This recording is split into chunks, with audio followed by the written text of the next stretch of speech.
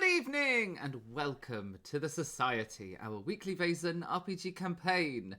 My name is Loki and I will be your game master for these dark and thrilling tales.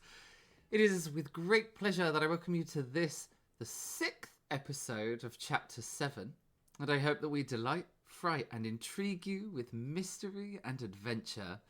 So without further ado, let's meet our cast. Take it away! What up, it us? Cast. I mean, we're so famous now, right? We don't even need to say. Yeah, we don't have to. But anyone new to the stream, I am Matt. I am playing the Quentin Ludensberg, the private detective and scared boy right now. I'm Charlie. I'm playing Lily Holstein-Romanoff, the socialite. Hi, I am Sarah and I'm playing Elstrid Jensen, the forest ranger. And I am Joey, playing James Jackdaw, the mentalist. We have a number of people we would like to thank for all the resources and contributions they have provided to tonight's episode. The link should appear in the Twitch chat or in the details below if you are catching up on our YouTube. Our virtual tabletop tonight is the incredible Roll20, featuring their dynamic lighting feature, inbuilt character sheets, and virtual dice roller. Go check them out at roll20.net. In addition, our battle maps were created using Dungeon Fog and all the amazing assets there. Our character art was created by the extremely talented Shusha, who you should check out on Instagram at shusha.uk. This is ZSUZSAUK. Our game tokens and dice roller tokens come from the Vaesen RPG rulebook by Free League and from the artist Johan Egerkrans. The music and ambient sounds throughout the stream come from Tabletop Audio and Kevin MacLeod at Income Tech, all provided via the Roll20 Jukebox. You can check both of these amazing artists out via their websites at tabletopaudio.com and incomtech.com. Also, want to get your hands on some awesome Society merch? Then head over to our merch store at streamlabs.com/the Society Livestream/merch, where you can find everything from our gay tier artwork to nightcaps and spooky shit. Yeah! Look at that! That is the first time we've done done it. the full 4-player intro.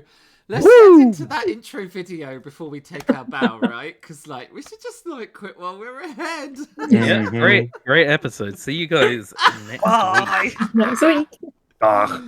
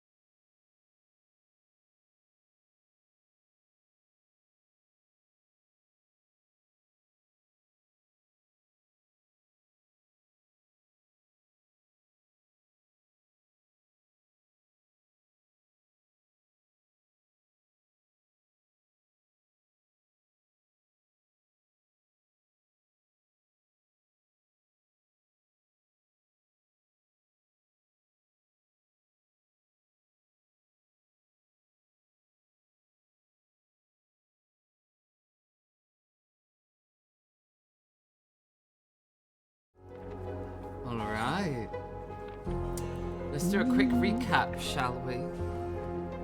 Spooky stuff is happening. Our brave souls are investigating a strange and suspicious murder at the University of Harderwijk.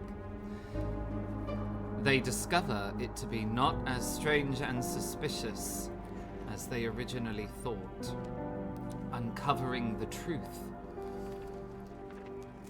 that the murder was committed by members of the elusive organization the Rose and Cross. And it is a trap to lure out the society. For hidden in the university is Carl Linnaeus's library. Our brave souls discover its whereabouts and incur the wrath of the Rose and Cross, who kidnap one of the members. With Elstrad missing, Lily, James, and Quentin search the university for her whereabouts and any clues.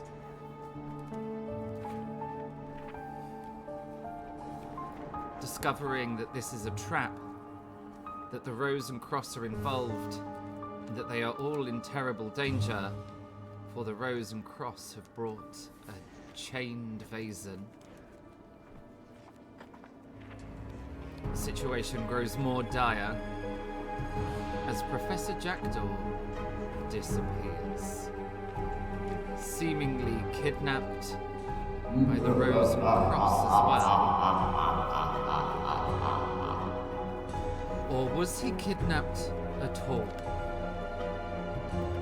The fear and concern rises up in the minds of Lily and Quentin that their supposed ally may not be an ally after all. They find the Raven and begin to head down the stairs to the basement.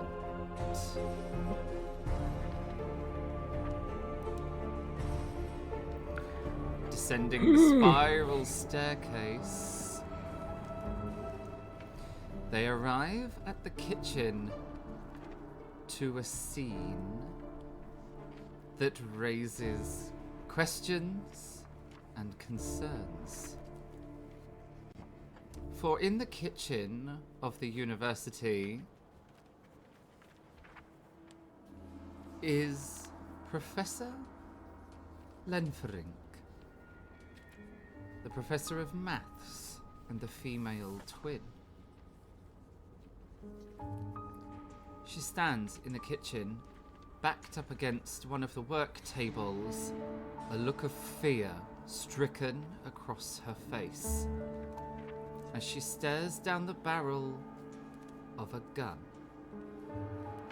A gun in the hands of Professor Jackdaw, who is not tied up, not restrained, not down here by any force against his will, but seemingly down here of his own choosing and armed. The drama. The drama. Alright.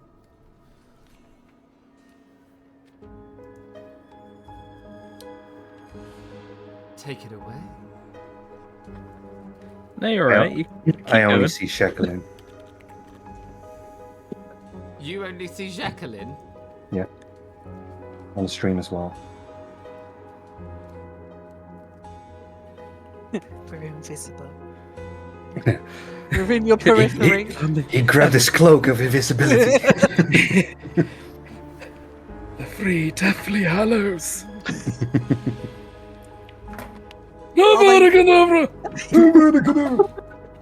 Is that better? Am I on top of him? No. No. I mean, we can see everyone. Oh, the raven followed us. Hey, man. Can you see the raven? Yeah, I can see the raven. Can the raven see us? Yeah. Oh, there you are. What? I just had You're to not here. move down a bit more. There's this clever feature on here that called a scroll bar. hmm I just found out. Oh!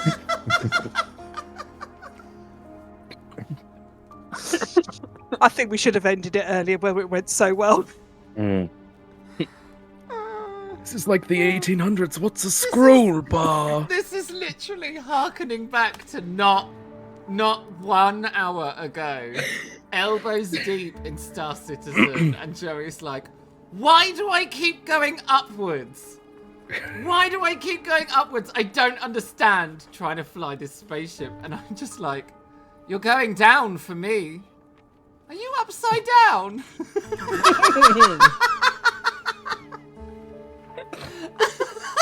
I was.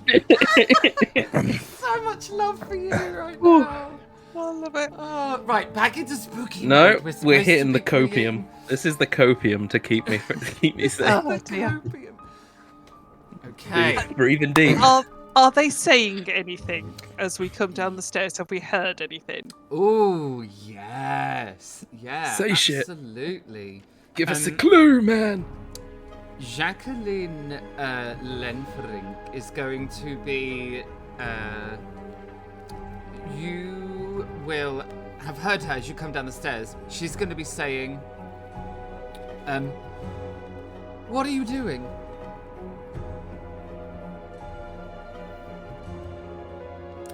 That's right. I'm throwing this in your direction, Professor Jackdaw, with a gun. In the kitchen. In the kitchen. In the kitchen. It's Professor Drac drawn his weapon. We're not We playing have- Cluedo now. Definitely not Cluedo. Well, Never been. Or any other detective game. Yeah. Lily, if we kill them both, at least one of them will have been guilty. but what about a raven? The raven knows. Just... They're taking in strays anyway. They already got Scally. They can add a raven. We're just gonna retire to the country with our collected pets from our dead friends. Lily you will and hear- Quentin's magical menagerie. You will hear Oh. James say, sorts of, you know damn right why I'm here. Okay. I think Lily will just come down the stairs in usual Lily fashion and just walk in there, hands on hips, and just stand there and go, and what the bloody hell is going on here? Jacqueline is going to spin around and look at you startled, and she's going to say, "Help me! He's trying to kill me!" You damn right I am. James, that- explain yourself. You already know the full story. They've killed my friend. I want and I need You retribution. killed your friend! You have been working against us from the start! You murdered him! That's what everyone would say in your place. Who is us, Jacqueline? Those of us here at the university who can see things that others can't. And where is your brother? I don't know. I came in here and found the professor with the gun. In the kitchen.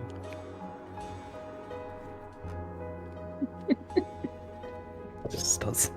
Quentin just checks off some boxes on his piece of paper. So close to Cluedo. Please, Jackdaw, you don't have to do this. You can leave. We won't stop you. I don't want to leave. I want to end this once and for all. Sorry, She looks new to the room. Who is we? Who is the we in this situation?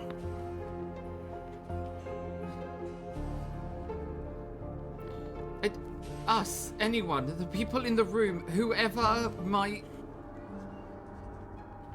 You can leave. You don't have to do this. You don't have to kill anyone else.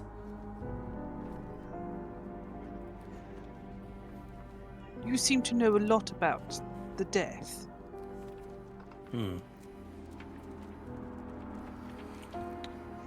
A lot you didn't tell us, even though you knew we were looking into it. Because you were awfully friendly with Professor Jackdaw. The murderer. How was I supposed to know if I could trust you? If you were accomplices or not? I mean, I believe I met you and James at pretty much the same time. Surely my reputation should be enough. You know me as a man of honor.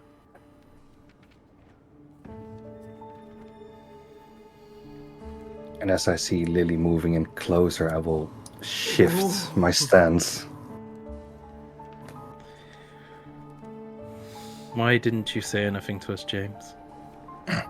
Because you wanted to capture them.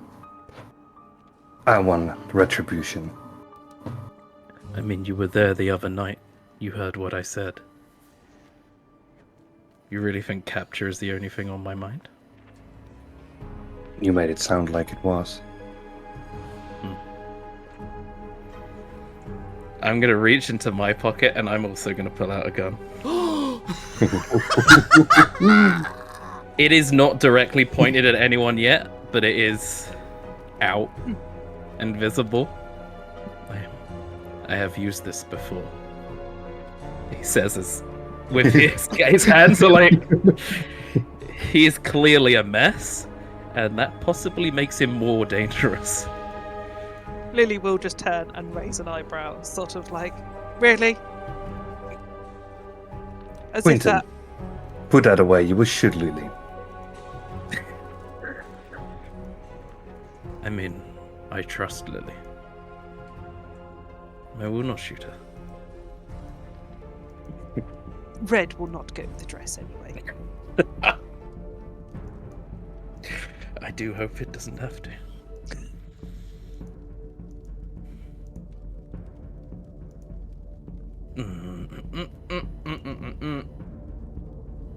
I am thinking what to do.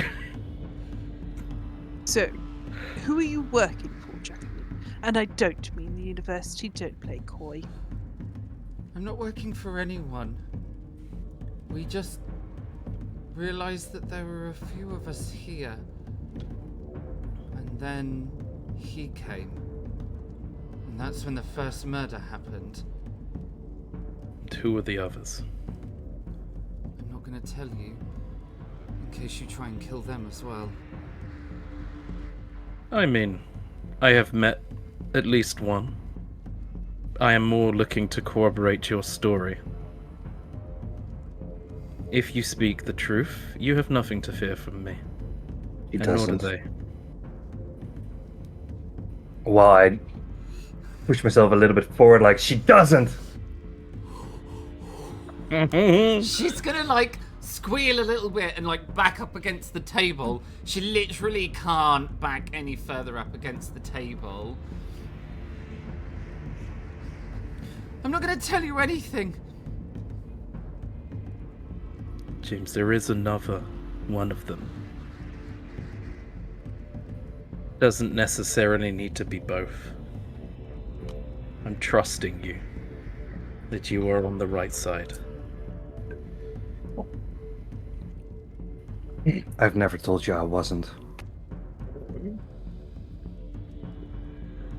Never the told right them side. that you were on their side. I've never told you if I was on the right side or on the wrong side. You have an What is the ability I right want to side? use, but it feels so cheap to use it now. I'm not going to ask it because it's so much better with this tension. I Get think the answer. I think I am gonna have to channel the inner Elstrad here and ask Say the it. question. Do I believe what he's talking about? Ooh. Okay. It is going to be a observation versus manipulation roll. Oh, fuck me. We only have one hinder in the stream right now. So it goes to James, of course, of course. If you were ever going to do anything, now's the time, chat. And please say who it's for. That you spell L-L-L-I, can't spell L-I-L-L-Y.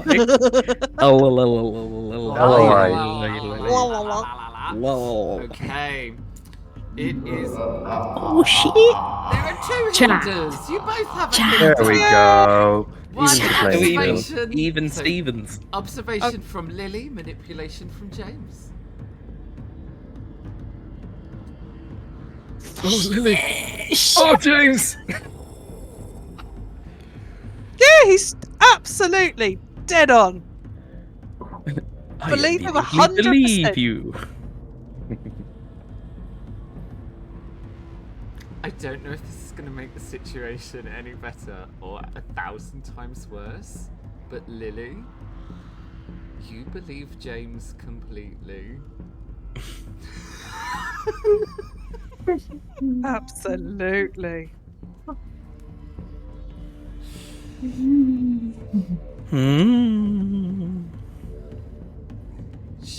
Jacqueline's like terrified now. Her eyes are darting between like all three of you, the guns. I will take one step forward, and in his other hand he has like his knuckle dusters on, and he's just gonna punch the table. He's gonna say, "All I give a shit about right now is where is Elstrad." I don't know. Whichever of you. I don't know took where that. Elstrad is. Ask him. How would I know? I am asking the room. Whoever knows. Fine, I'll tell you. The astronomy professor can see things that other people can't, and so can Professor Jackdaw. He's one of us as well. Hang on a minute. Rewind there. 1 minute you're saying she can see things, and then you can. Yet earlier you were saying that you can. So can you or can't you? I can. We all can, the three of us. As in your brother? The three of us?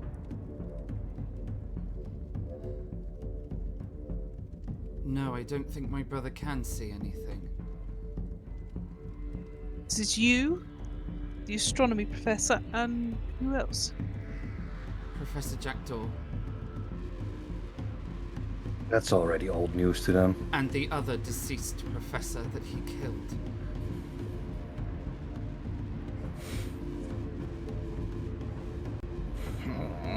Stop lying. She clams her mouth shut and just stares at the gun. You know what? It's niggling at me. I'm going to use elementary. And I'm going to use the clue of everything they've said and what we know about her brother. Does he have the sight, and is he still my prime suspect? Ooh, good question.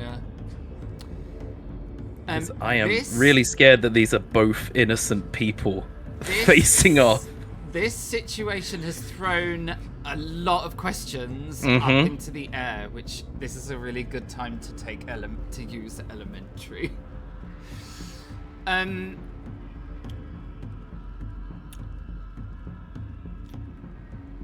Okay.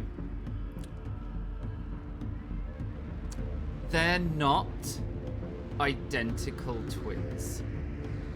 However, the site doesn't seem to have anything to do with families and ancestry, and everything to do with witnessing the other world in some traumatic way that changes you forever. Mm-hmm. She could be telling the truth, in that she can see them and he can't, if she has witnessed something atrocious that he hasn't. It also would feel in line with everything that he has said, i.e. he's fascinated by all these ghost stories and things like that, but he says he's never seen anything. It would also fit in why she's acted differently to him the whole time. However, the way that these twins talk about one another and act around one another,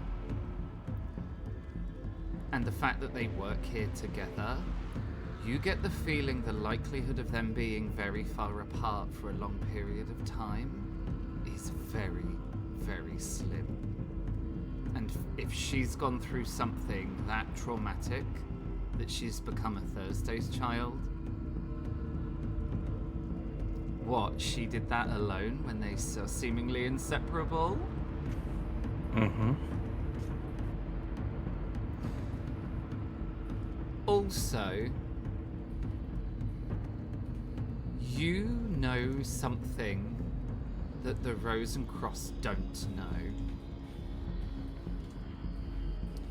Yeah. That is that Jackdaw knows where the mirror is and has gone through the mirror, Mm-hmm. and he hasn't shot you both.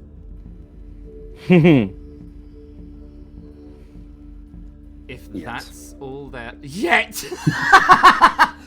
So from your elementary point of view, if he was the Rose and Cross, he'd have tried to kill you already. Mm-hmm.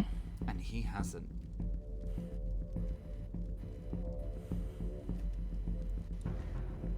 Okay.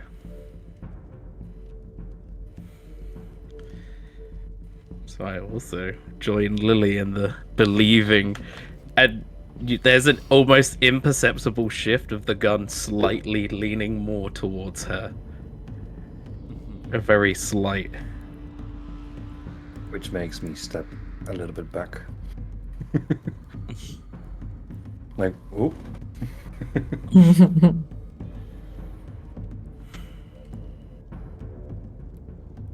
What are you doing? They're ready to see the truth. I knew you were in this together. I knew I could never trust you. When did you gain the sight? What happened? I don't need to tell Your you next words anything. could save or end your life. I don't need to tell you anything. I'm not telling the people with the roses anything. Bitch, you think I have a rose? Of course I do. You're one of them. Like him. How fucking dare you? Hold on. How would you know about the rose?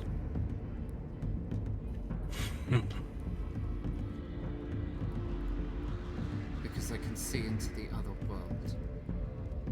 They hunt the other world.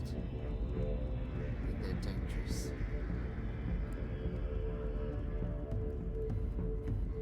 Searching the old memory banks, we've only encountered them physically and never had any run-ins before we became the society, right? With the Rose and Cross. You Uh-huh. only have ever encountered Uh-huh. them as the society. Yeah, that's...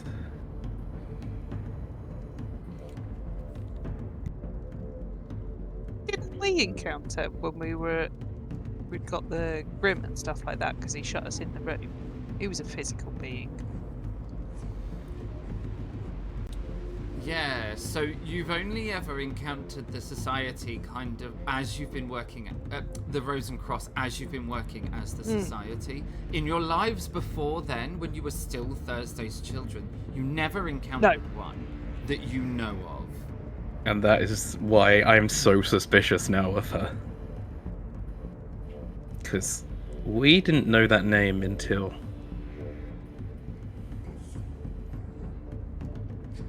How do you know of the Roses? Because they came after my friends. That did not answer the question.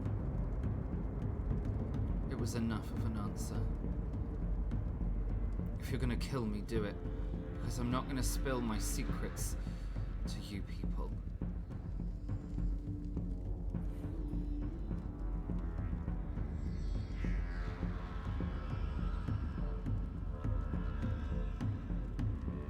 Those people have messed with my friends. There's no way I would join them.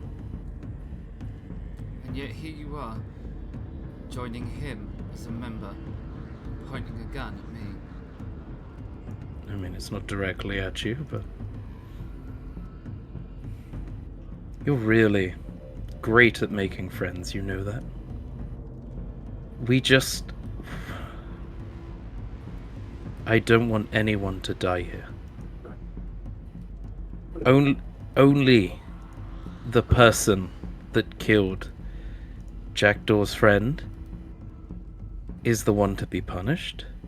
There is I am just trying to get you to there is prove your another innocence. voice that cuts over yours, and it is a voice you recognize. Son of a bitch.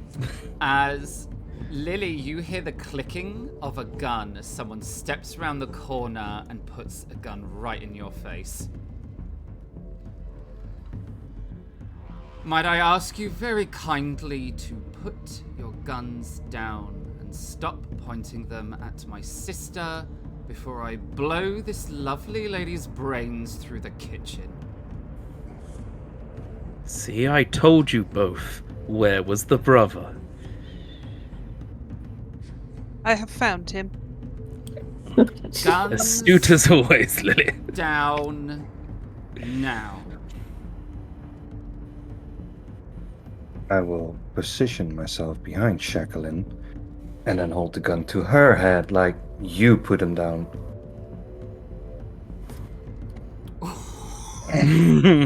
What do I do with my gun now? Oh my god, the chaos! You can hang over my shoulder. Like it's 2 versus 1. I'll hold myself hostage. I'll do it. I'll fucking do it. I'm crazy. Put down the gun, or I will execute your friend right here, and I can promise you, I can get to your other friend before you can. And I'll blow her brains out as well. But you will lose your sister. Will I? You will. It's gonna Yes, take that more is- than a gunshot to kill us.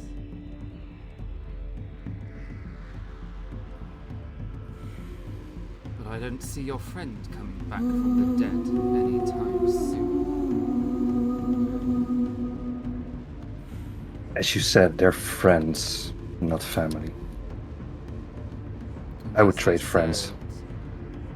More than a bullet to kill us.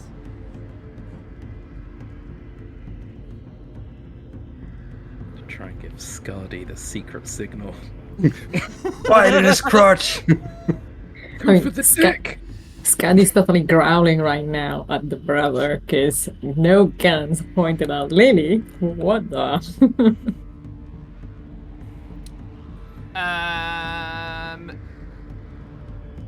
Give me a vigilance check, Lily. Oh god. Okay. You Have got a help! this. Woohoo! My god. I've got too many things open now. I'll hold my gun up like a mirror. Be further. Oh, for God's Oh sake. no. Okay. Fab. Fab. Just gonna refresh roll 20, see if it helps my dice. Maybe you'll refresh the result. Maybe I'll do better next time. Maybe this will be a lucky instance. He actually said roll vigilance. You rolled a vigilance check, so you just need to re-roll. Yeah, good try. Good try. Yeah.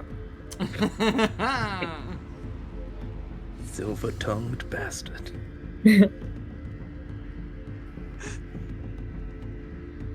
Oh dear. You have until the count of 3 to put your gun down. 3, Mine is. 2. Is it pointing down? God, I don't want to count down as me because I don't want to shoot Lily, but I will.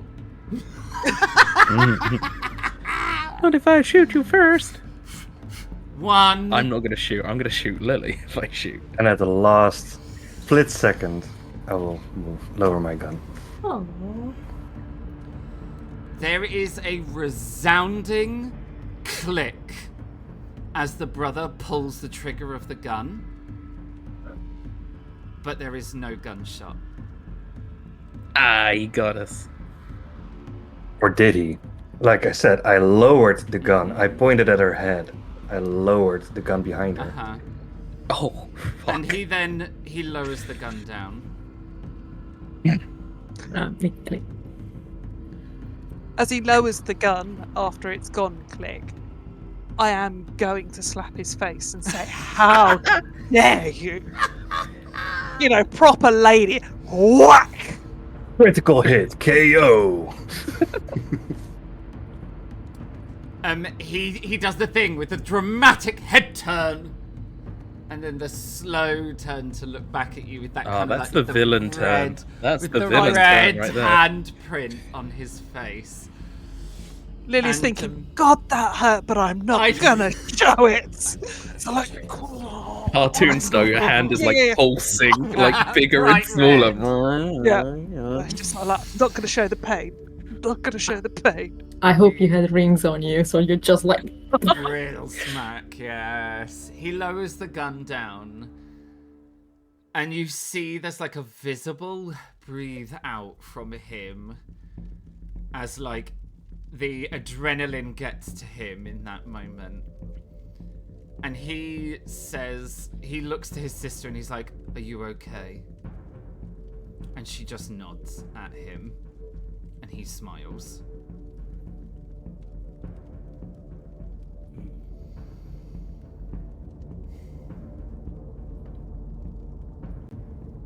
Now can we sit and talk like fucking adults?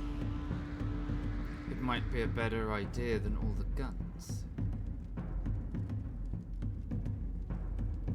Agreed.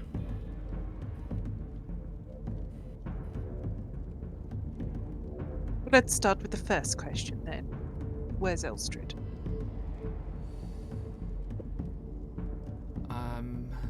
I don't know. I will say, if you do die, my lovely friend here will have something to say about it, and I point down to Scardy, who's probably still growling. Hashtag does Scardy believe a word they're saying? I don't know where your friend is. I just thought it was a good threat to make you stand down. Why do you have an unloaded gun? Why do you have a loaded one? Because I meet some shady fucking people. You're a professor. I'm a detective. One of those roles, a gun is more of a requirement. Unless you have particularly rambunctious students. Or if you lost a dear friend. What he said. Or if a strange and shady organization sends murderers to infiltrate the university and pick you off one by one. Only I don't intend on killing anyone, unlike it would appear the other professor.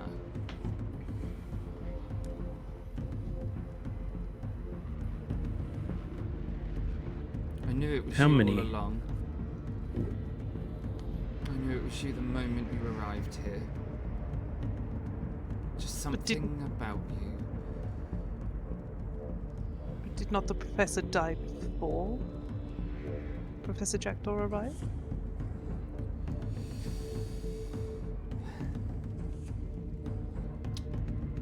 Yes. Followed by the very timely arrival of the professor. And almost uncannily good arrival.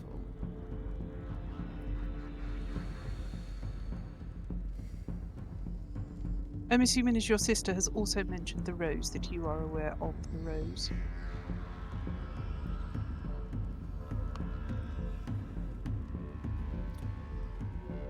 My sister likes to talk as if she knows a lot more than we do. We don't know anything, really. Just rumors and conjecture. Something you have stumbled across to find the rose. Yes. What was it? It was a book with a rose printed on the inside.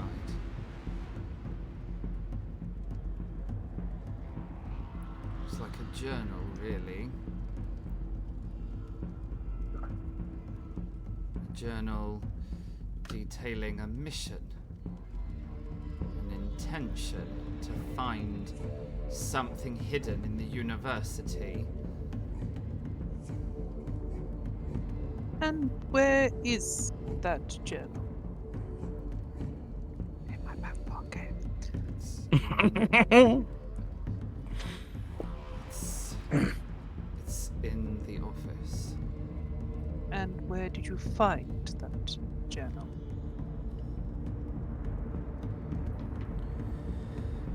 Yes, Professor Jackdaw, where did I find the journal? I don't know, you tell me. She asked you the question.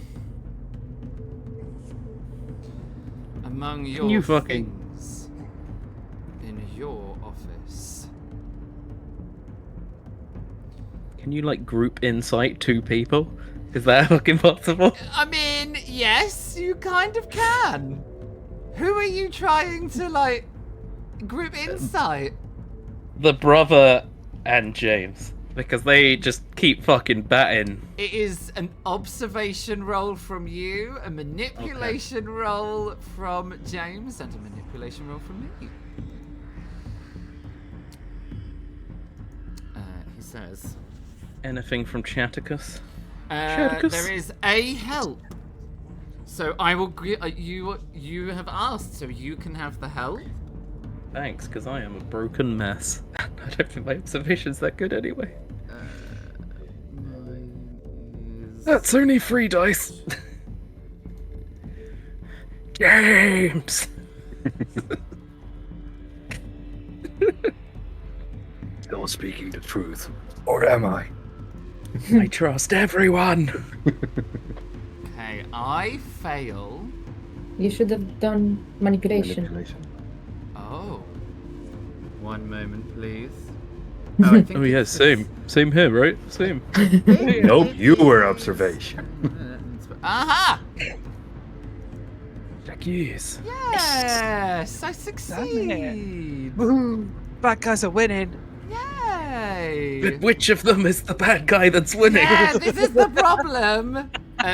For your observation check, so you got nothing on your observation, and we both succeeded. So we're both. He's confused. We're both very believable at this point. You just hear a, I wish Morton were here. Aww. Shout out to the Morton.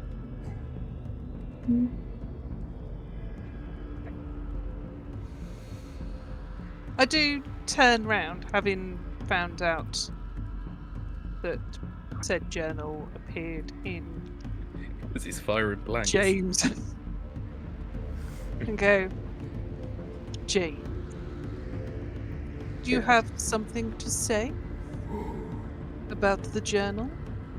I'm afraid for James right now.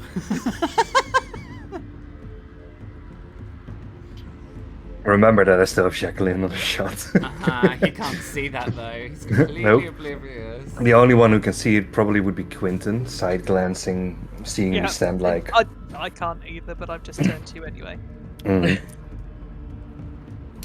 I have no idea what he's talking about. I've never had it in my possession.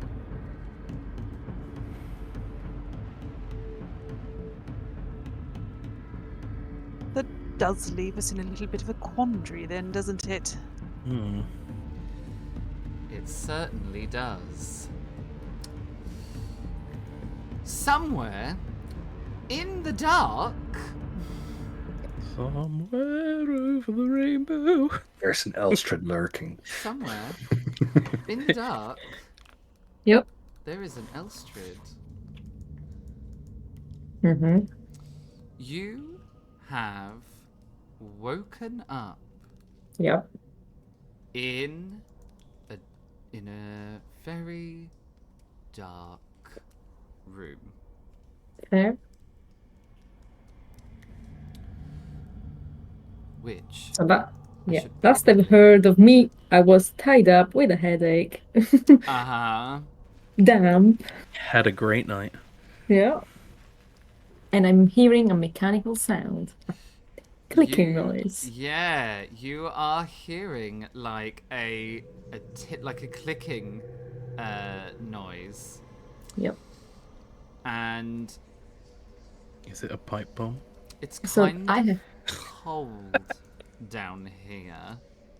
okay, I have a question. You said clicking noise, and we've been talking about clicking before in this effing building. So There you go. is it the Now it's same? dark. Whoa. Now it's dark, as it Yes, should now. be. Yeah, just so you know, I see this caddy, but Oh, you can still see I forgot I you can had see me and Scardy. I forgot you had I can now Scully only sight. see me. And I can only see me and my raven. Perfect. It's because I've made it I'm dark. blind. That's fine then. everything is dark. Spoopy. So, is the clicking sound the same as we hear in the astronomy tower? Or Ooh, muffled. that is a really good question. Sometimes I have those. Do I believe a word she's saying? So- It's lying. Do I believe the word? Good question. Okay. No, it's different. But there Okay. is something reminiscent about it. I mean, it sounds like it's clicking seconds. It's possibly a clock, but not the tower clock. Yes. Would that be kind of a stretch? No, I think that would be good. It definitely sounds like clockwork, but Okay. it's not as big. Yeah. It's not as big as like above. Mm-hmm. Okay. So, you told me I am tied up, but can I try to get rid of the restraints? Is it rope? Yes, it's rope. Okay. So, I know because obviously I work with rope before that Don't we know it? sure. That if you put it, am I tied up in front or back? Because that's In different. front. Good. If you try to push, like, big kind of like pull and push movement, particularly if it's a rope, you can kind of like fray it a bit until it breaks. Can I try to break it? Yeah, you can definitely try. Give me an... Ooh. I feel like this... It's force. It's gonna Yeah, be this would be a force. force roll. I mean, sure. Anything to add or No, there's nothing. Chat is very Good. quiet this evening. before the chat changes? Okay. What is happening? What is happening? There is no way you're going to be able to, like, pull your way out of these ropes. Okay. However... I mean, they're in front of me. I'm gonna start. If I cannot do it this way, I'm gonna start biting at them. I have No a question for questions you asked. about Elstrid's character. Okay. Is Elstrid the kind of lady that is gonna have a knife in her boot? Of course she is. What kind of This question is not this? the DM trying to help or anything. No, not at all. She the kind of lady that is frequented by rope users. You always need to have your safe A when you triple have- Windsor. when you play with rope. You always need to have shears on you. Yes, it's true. You hear that, kids? Adults. I'm hoping adults. It's Adults, I hope. 100% I sure hope. 100% if you are Content engaging warning. in any kind of role play, please Yeah. make sure you have safety scissors nearby. Exactly. Also, just call out your safe word, Elstrid, and they'll let you out. It needs to be arranged beforehand, and I don't know who I'm playing with. Don't think I'm this just is... gonna put out there with the safety scissors. If they're the wrong-handed safety scissors, they're still not gonna work. Oh, that's very true. Yes. But luckily, Please make They're- sure that your rigger has the appropriate safety shears. oh, Much yeah, better. Much better. you know, The more you know. don't get me wrong. Elstrid, like Sarah, is ambidextrous, so whatever she hears. This is what we call an educational stream. There Exactly. is such a thing as left-handed scissors. I'm just gonna say. Oh yeah. There is. They used to be Yes. yellow and green. The school ones, not red. Correct. And it does make a difference. Yes, it Probably does. just showed my age if they're no longer like that. I think they still are. Okay. Okay, so I'm gonna try to reach for my knife. Don't get me wrong, I thought I was in my nightgown, so I'm not sure I have my books and my knife. Well, I wasn't going to make the assumption that Elstrid is a nightgown kind of lady. Like, Elstrid might be that just roll into bed. No, I think still in she's all more- your fierceness. No, I think she's more. She knows how, she slept in nature before, so like clothes are not an option. So she has. It's like Huh? you never know when you need to run. Yeah, exactly. I fully envisaged that Elstrid's the kind of like sleep prepared, Yes. like a D&D sleeper. Yeah, Yes. just heavy armor, just.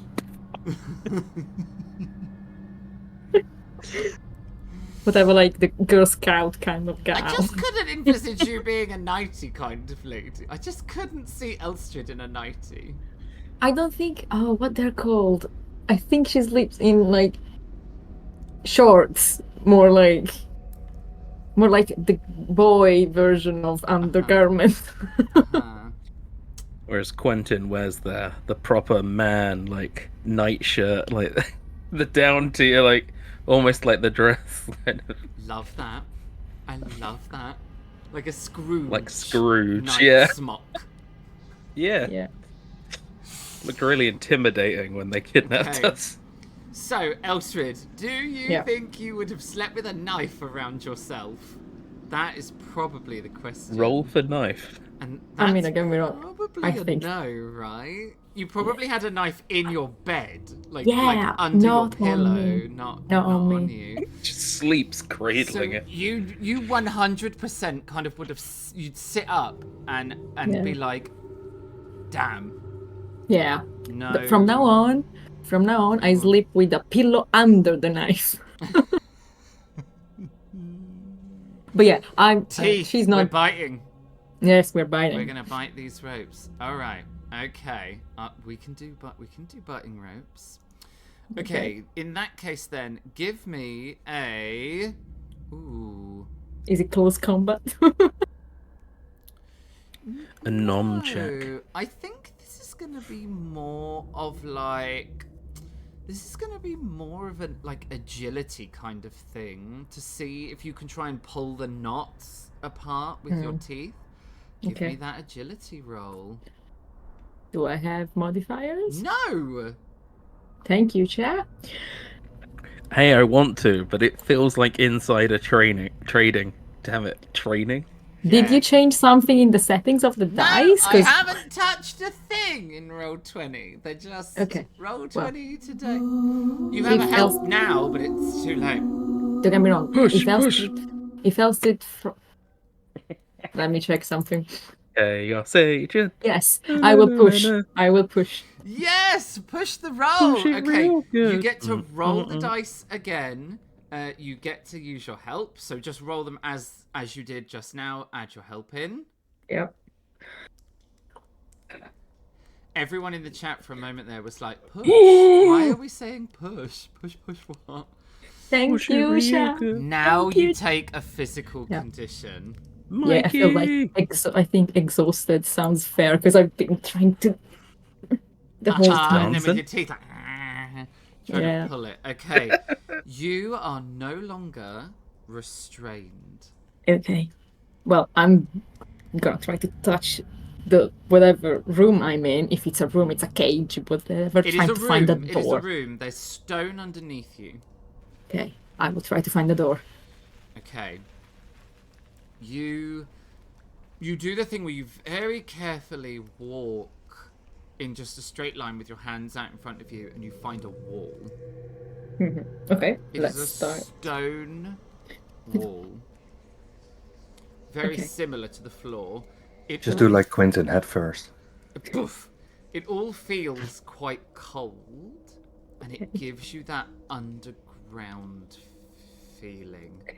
But there is the clicking. Yes. Yes. Okay, yeah. Where do I hear the clicking from? Well, you're not really sure. You just follow the wall towards the clicking. Yeah. You find a table.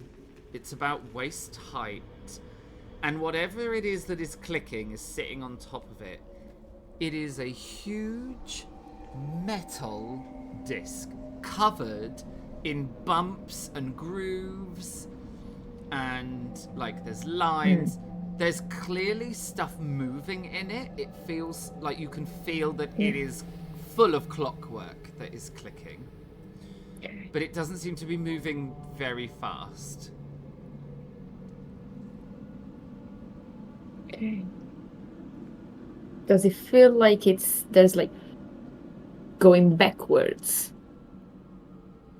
Like a countdown more than going with time? Because it's a very different kind of feeling. Yeah, no, this feels more. It's not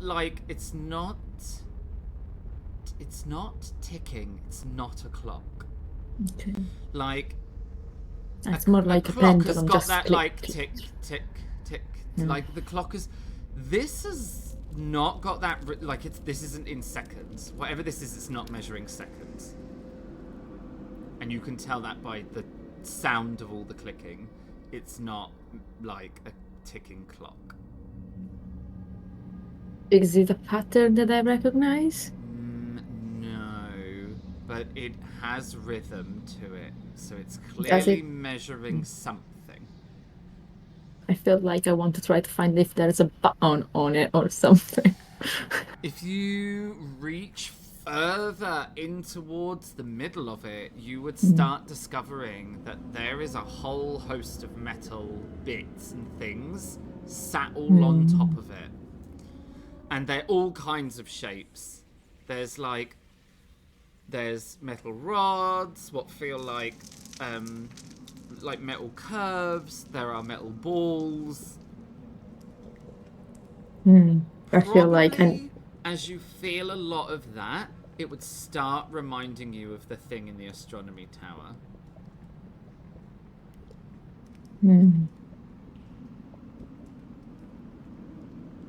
Could possibly sticking.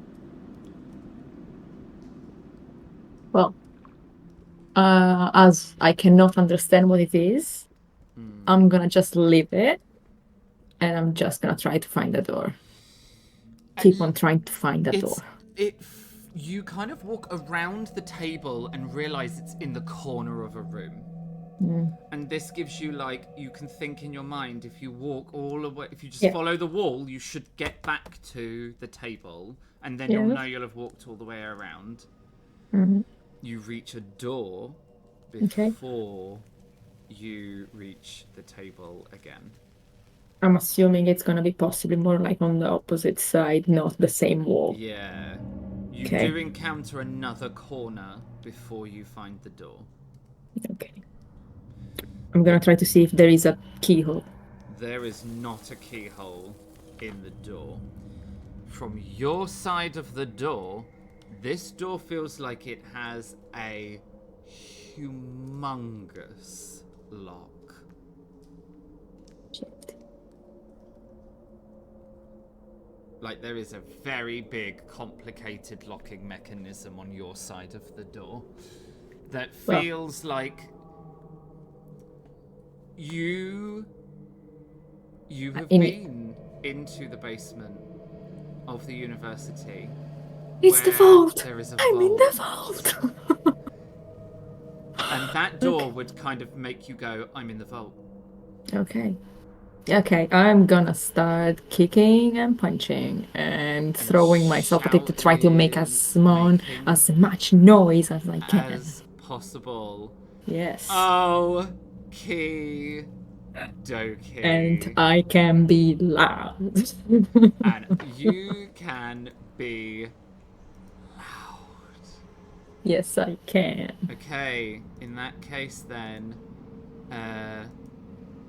Lily, I need you to give me a vigilance check.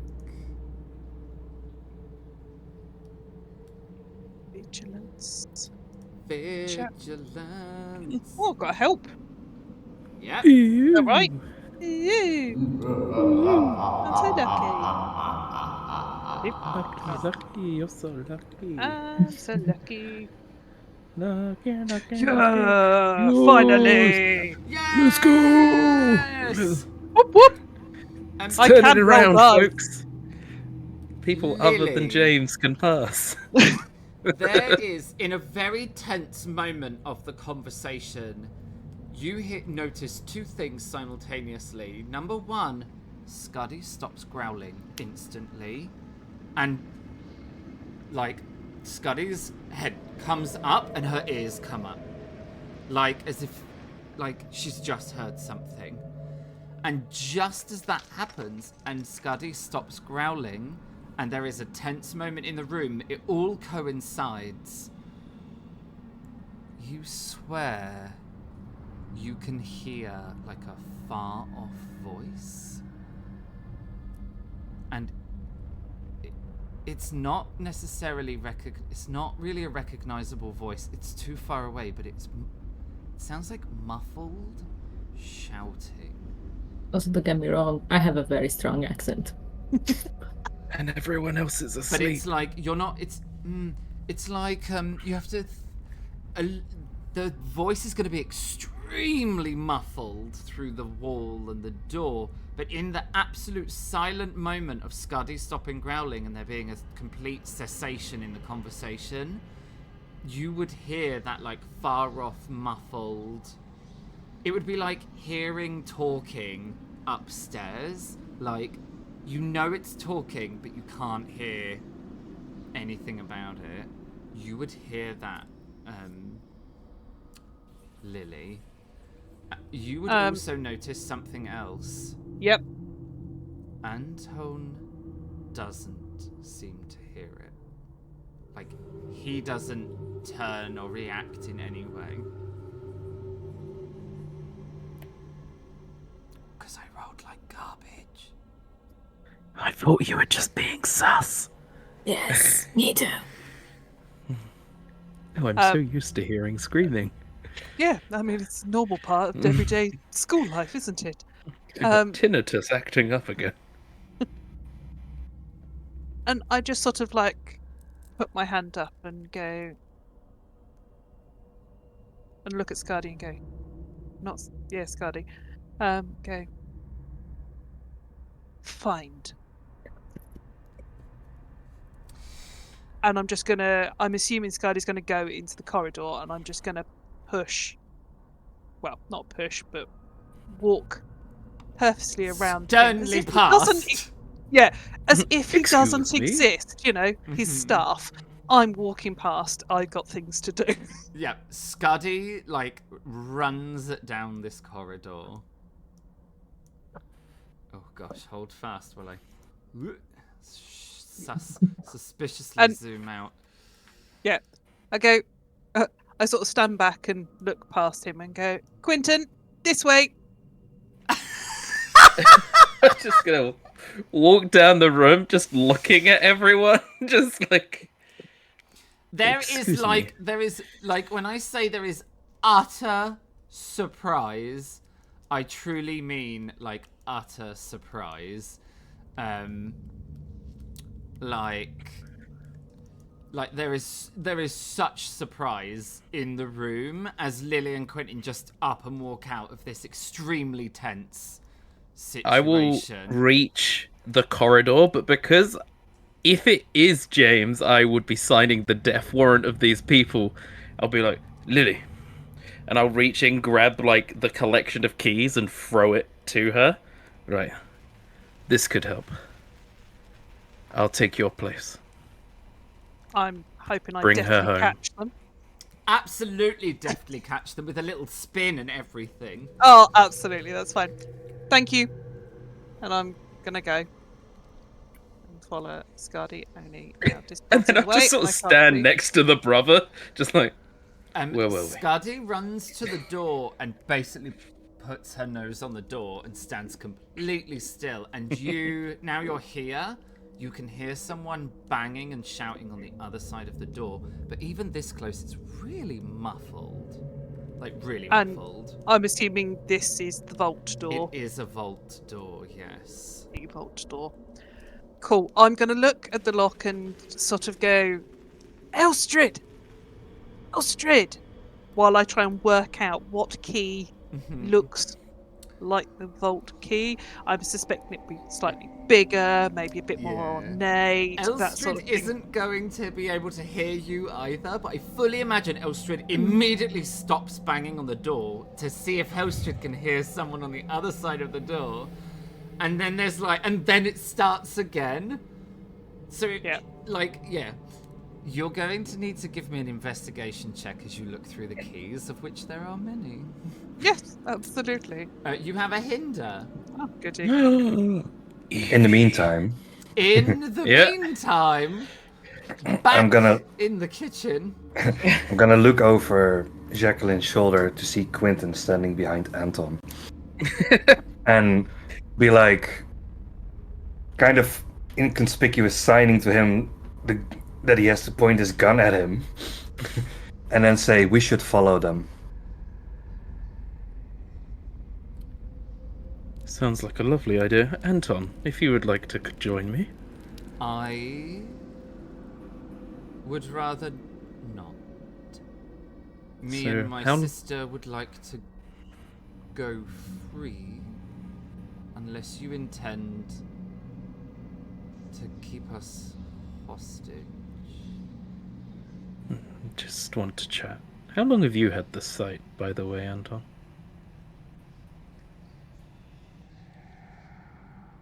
He looks at his sister and then looks back at you. And he says, "How long have you had the sight?" Since I was a child. I have nothing to hide.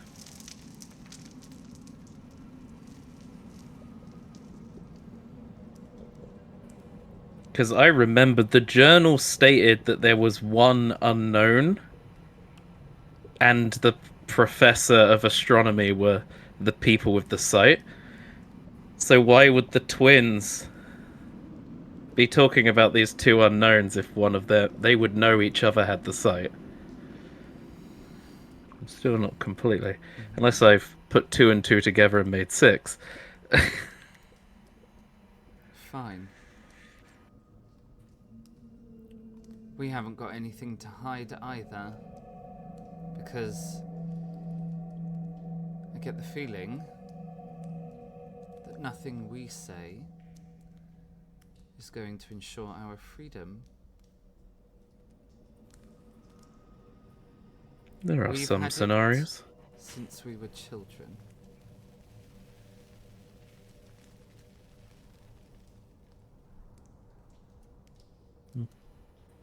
And yet you said you have never seen an event. You have never seen one of these supernatural things. Have you ever told someone that you can see things? I mean, and he points down the corridor at them. And, I mean, technically, and you point over Jacqueline, him. Hi, James. I told James. I don't mean have you told your friends. I mean, have you told normal people? I mean, James is more of an acquaintance so far. No offense. I only just met him. Oh, I agree. I'll just be like, And you may know, well, your sister did, my gun was pointed semi at him earlier tonight, so there is nothing you can say that won't ensure your freedom. If that is the correct English. There is stuff you could say for your freedom. God, Matt isn't. Yeah, You would be appalled by that. that's kind of a different sentence. Good job, It's a Lily very can't different hear. It's a good job she's around the corner at this point. She'd be mortified. The Ludensbergs would be very offended by that sentence as well. No supper Sorry. for a week. No supper for a week. no cold side of the pillow for you. No! An unrotated pillow is the worst kind. It's the worst kind. Just bolt down his pillow. Okay. I'm gonna nudge Jacqueline while saying, go to your brother. And then just kind of step out of the way and still trying to conceal the gun, still pointing at her. Like Mr. Bean in the pocket.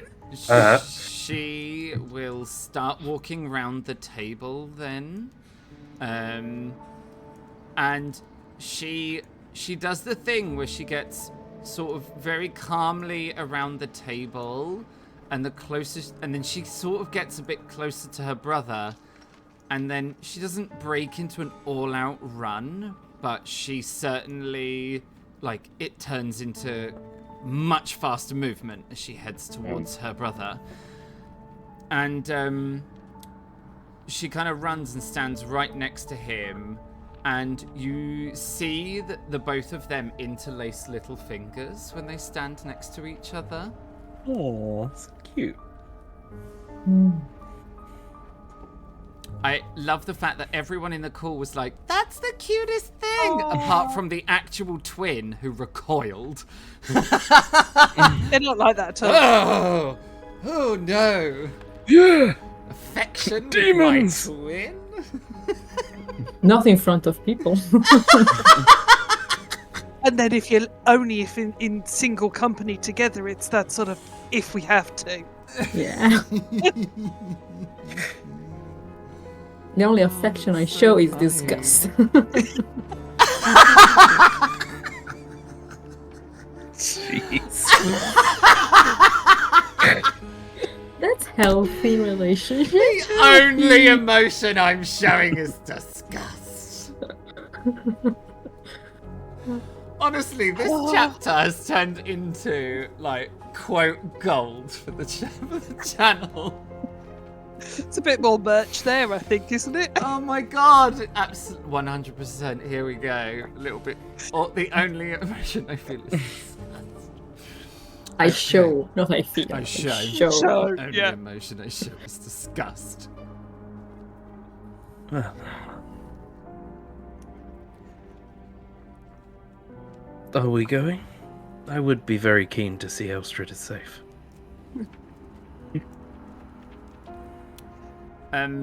The twins are going to take like a step. I'm assuming. Are you now using guns to herd them? I well, not typically hurt, but I'm still aiming. A minute's Mine- hurting. Mine is not Down the pointed corridor, at, please. but it's like it's pointed at the floor, but it's still in hand, and there's like knuckle duster in the other one.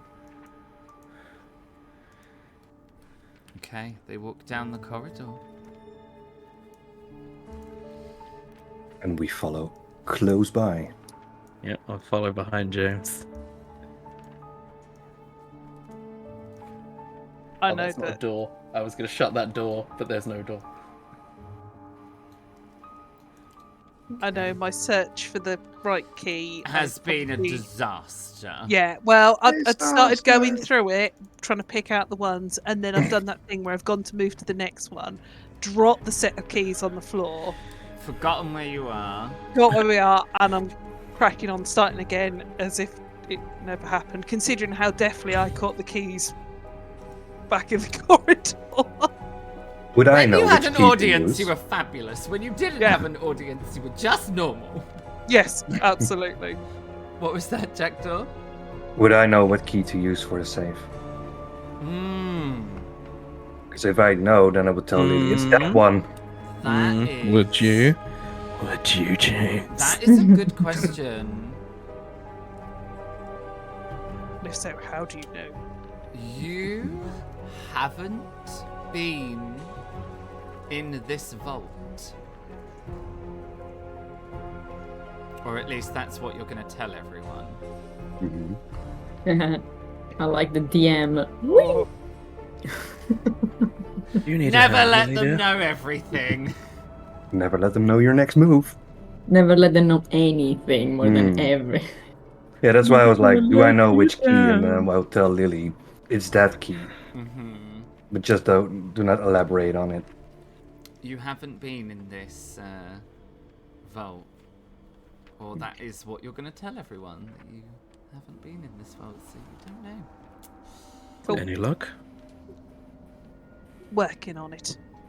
And I'm going to keep trying. And... We just awkwardly stand and watch. Yeah, just it's sort of like, Have you tried the biggest one? Let's backseat this. Oh my god, backseat key finding. I choose to ignore the first one or two times, and then finally, when he makes another comment, I am going to give the Lily stare. I was just You trying take to help. you take a mental condition. Social insecurity. Social insecurity. You feel hopeless. And I will carry on until hopefully. Okay, I mean, You just hear a, it- sorry. it isn't going to take you forever, right? There is a very specific looking keyhole in the door, and there are not many keys on this thing that even look remotely like they match the keyhole. You are going to find the key. And you're going to put it in the door. You're going to unlock the door. Well, if I hear the clicking of the opening door, I'm gonna try to use my rope, because obviously I managed to untie myself, and I'm just gonna roll it, ready to just smack, in case I see nobody that I know. Exactamundo. And I will open the door if he unlocks it. I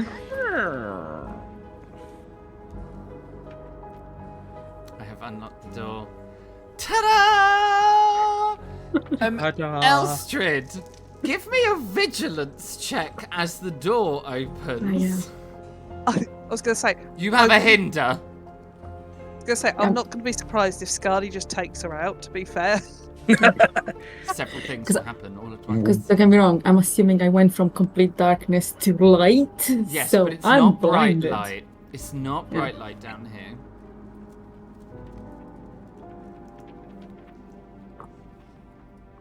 I have never seen such a beautiful vigilance roll. It's Me neither. beautiful. I love it.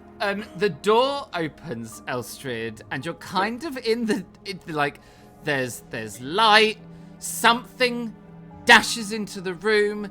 There is a person. You don't really recognize this person, and you kind of lunge forward in a quite a wild way. Lily. There is a wild Elstrid who has clearly taken a very significant knock to the head, because she has, from one kind of side of her hairline, there's like blood has run down one side of her face. And it's, you haven't been apart for very long at all. So it's sort of in the state of drying, but not really. And it's obviously it has travelled at an unfathomable distance. Like, it's carnage because head wounds. Yeah. Absolutely. Wild, flailing a rope, comes kind of bunding. Completely unbalanced. Bunding out of the door, kind of at you. Unbalanced, just kind of trips over Scuddy. Aww. Wouldn't be the first time.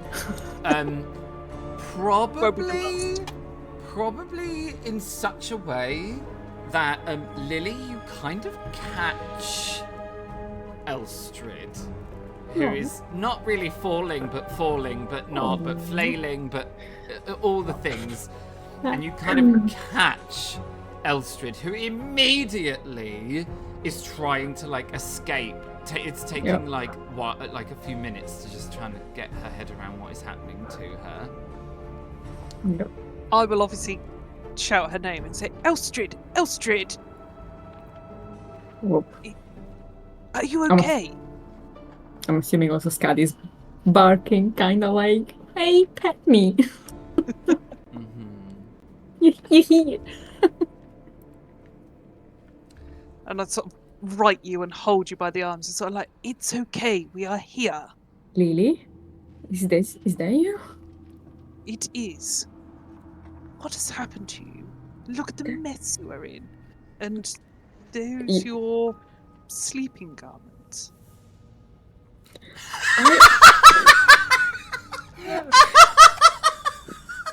No. So before it's my boots and now it's my sleeping garments. I mean, at least I can be sure it's you. Yes, same as. We do need to talk about this, but I don't think it's appropriate in front of the others. I think we'll save this one till later. I genuinely can't. Oh my god, I'm so glad you're not dead, but look at what you're wearing. What do you call this outfit? Look at what you're Comfy. wearing. I wouldn't be caught dead in this.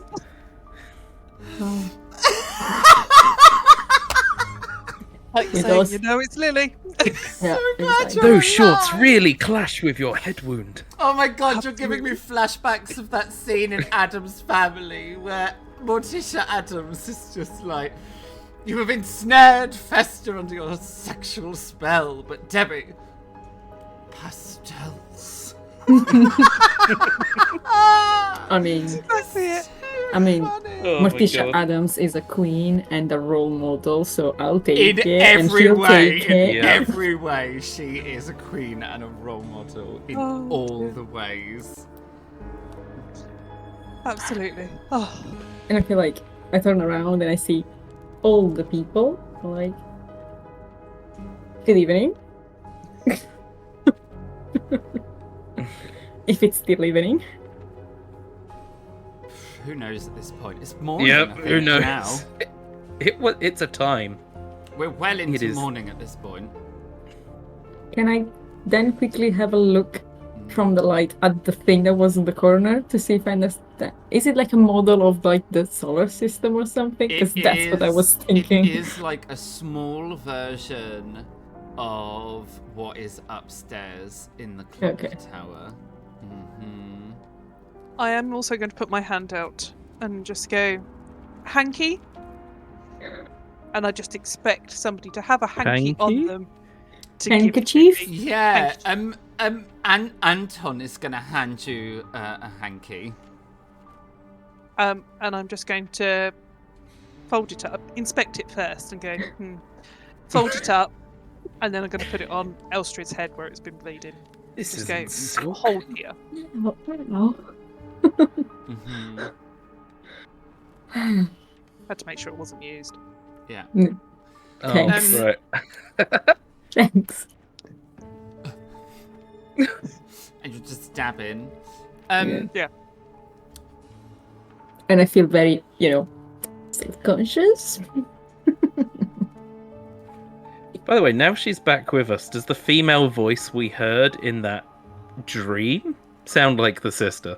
Now she's literally next to us. No, it doesn't. Son of a bitch. It's just like, it's the Vaesen. It's totally the Vaesen. Yeah, totally. Did it sound like Gator? Kinda. The voice. No, it didn't. Okay. I'm so sorry. These are great fine. questions!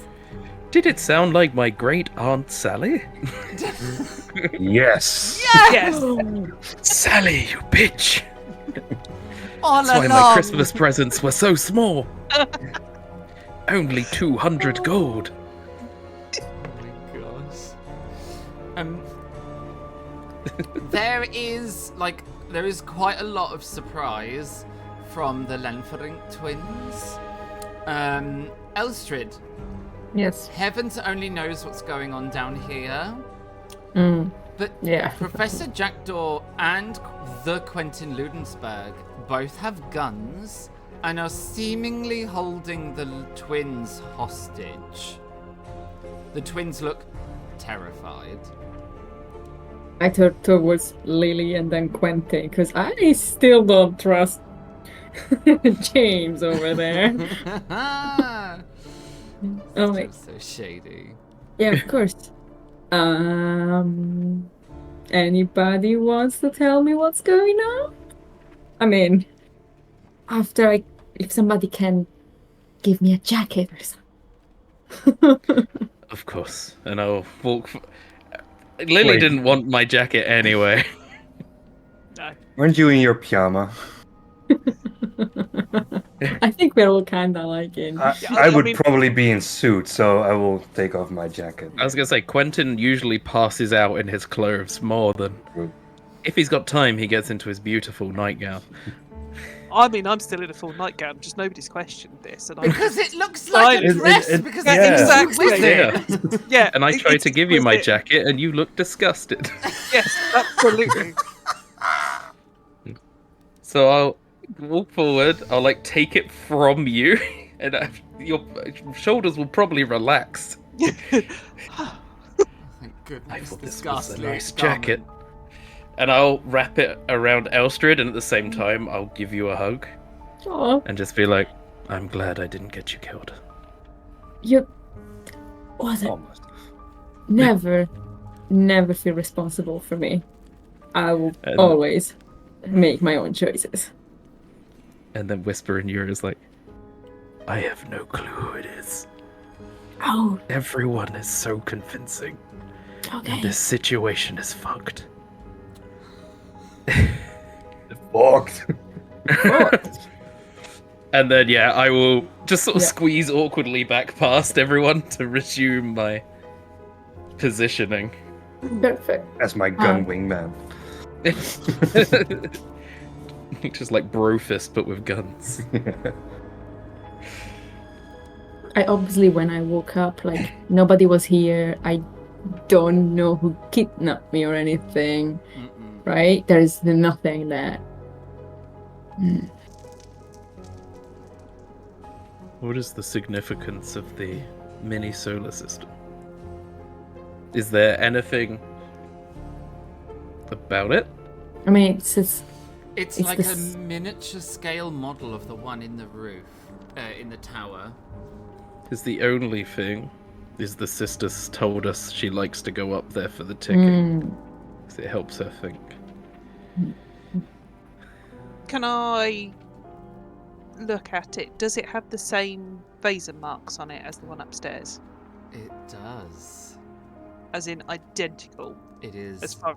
It is an identical model, only this one is sat on a big metal disc rather than hanging from the ceiling.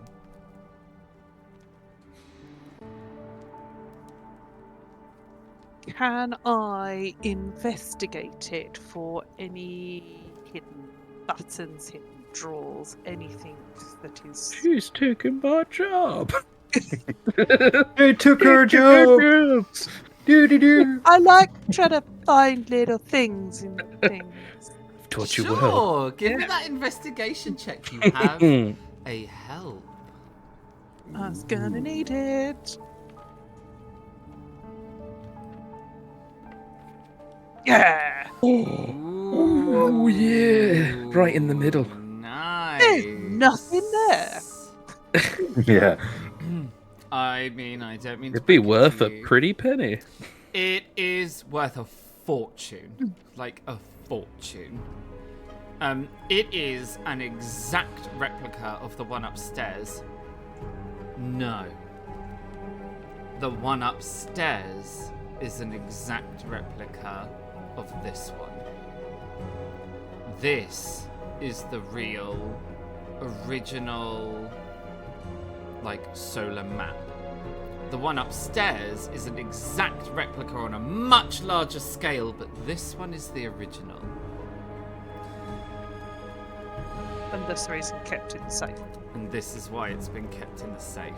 It doesn't have any secret buttons or anything like that. But when you get up really close and start investigating it, you realize that this one, unlike the one upstairs, this one has this disc that it's sitting on. And a lot of the disc looks like it can be maneuvered and rearranged and realigned. This, with your kind of limited knowledge on some of these subjects and things, but it reminds you very much of the occult symbols on the floor of both the Hall Under the Mountain and Cole Linnaeus's library. And it feels like astrology, fortune telling, prognostication. The one upstairs is a map of the solar system. This one looks like it is some deeply mystical tool.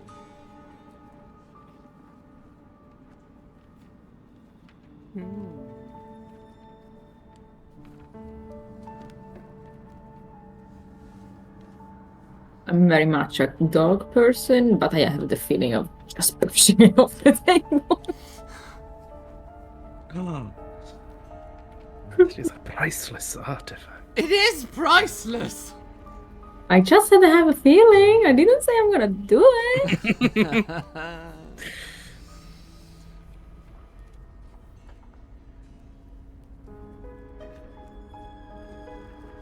Yeah, Lily's gonna, having no knowledge, but she's gonna try and align some of the symbols. See if it makes anything change the ticking or something like that.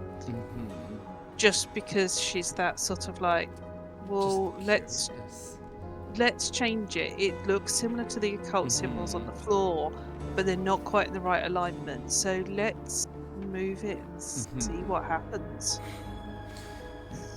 While And I will- Lily starts summon rearranging the Cthulhu. strange occult orrery clock thing, I mean, probably Why getting not? ready to open a portal for Cthulhu to come back Yeah, through. yeah, exactly. Or Um, it's gonna explode on me. I don't know. You know. Tentacles from another world erupt.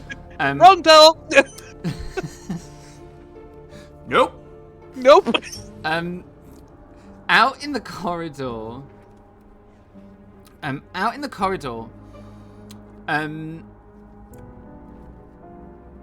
Professor Jackdaw and Quentin.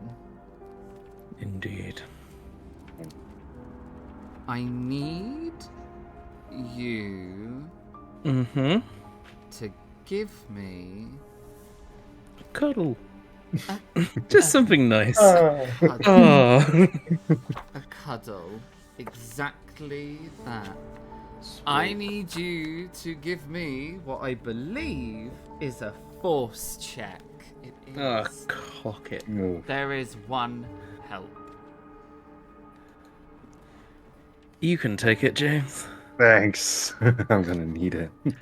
Same. I'm weak. Oh. Oh, that's great. Yep.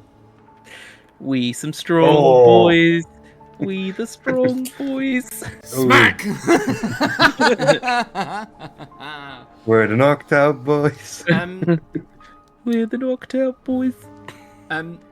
Okay, so White streaks. out here in the corridor, the twins are kind of huddling together, looking quite afraid and being all like nervous and scared and all of those sort of things. And Jacqueline turns to look at the both of you, and she's kind of like, guns, faces, looking at the guns, looking at the pair of your faces, looking at the guns, looking back at your faces, and she snaps eye contact with each of you, one after the other, and you don't stand a chance.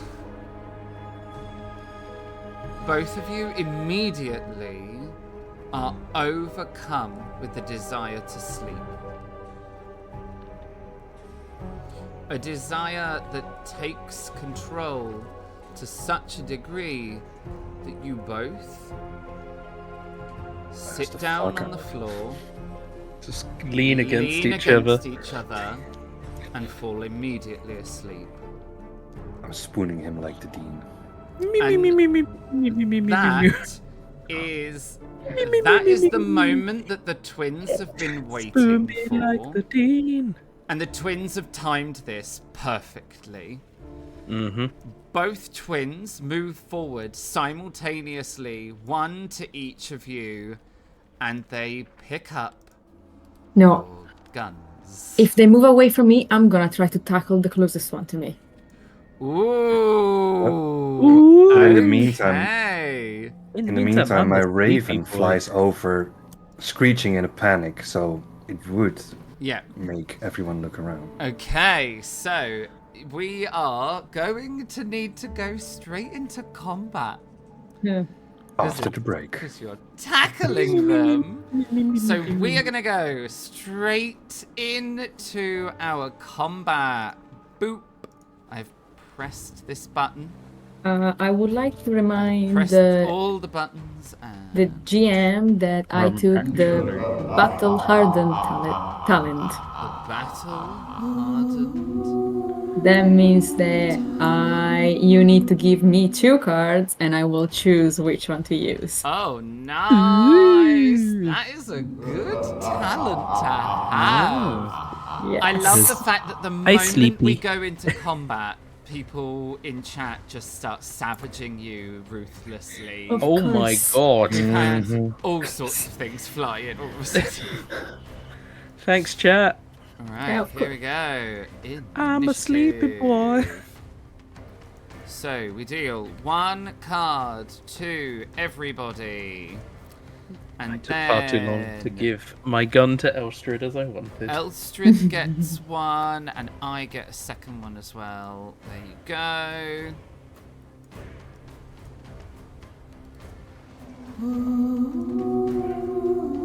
And I will just quickly... Really? Really? I do. Oh. To the turn.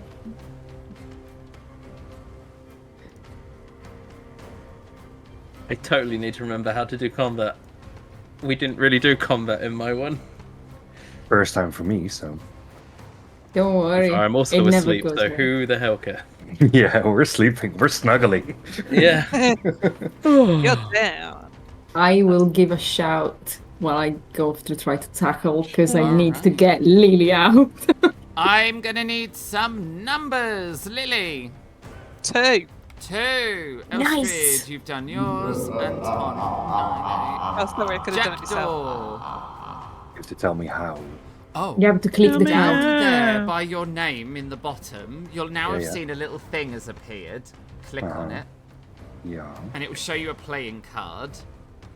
And you just count how many things are on the playing card, and that's your number. The lower the better. Yes, the lower the better. Yours is 1.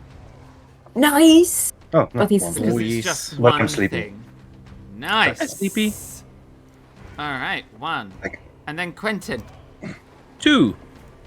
Ooh. Quentin gets 2. I got 2 choices and I got a 6 and an 8. Okay. So you chose the 8, right? Sending. I mean, Alright, I here we go. Straight into the first combat of Chapter 7. And that is exactly when we're going to take a break. I knew it. I was waiting for it. I called it.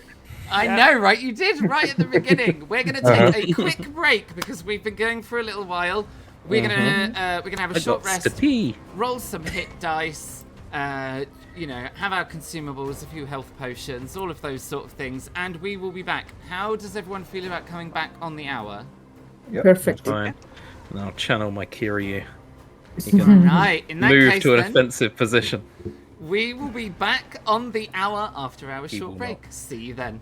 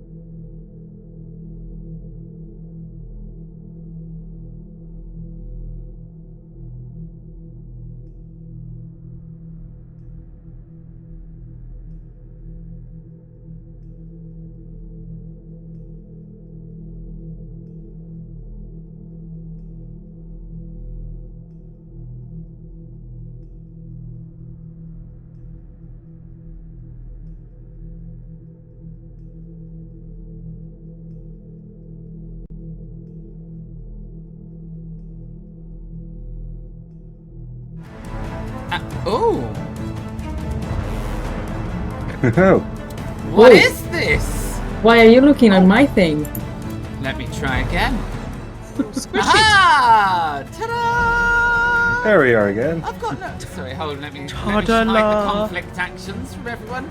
Welcome Okay, back. so you we have have my had thing. our short rest, and Twitch has done crazy things. Yay, OBS! Yay, Twitch! got We my love protection. all of these things so much, don't we? All right, here we go.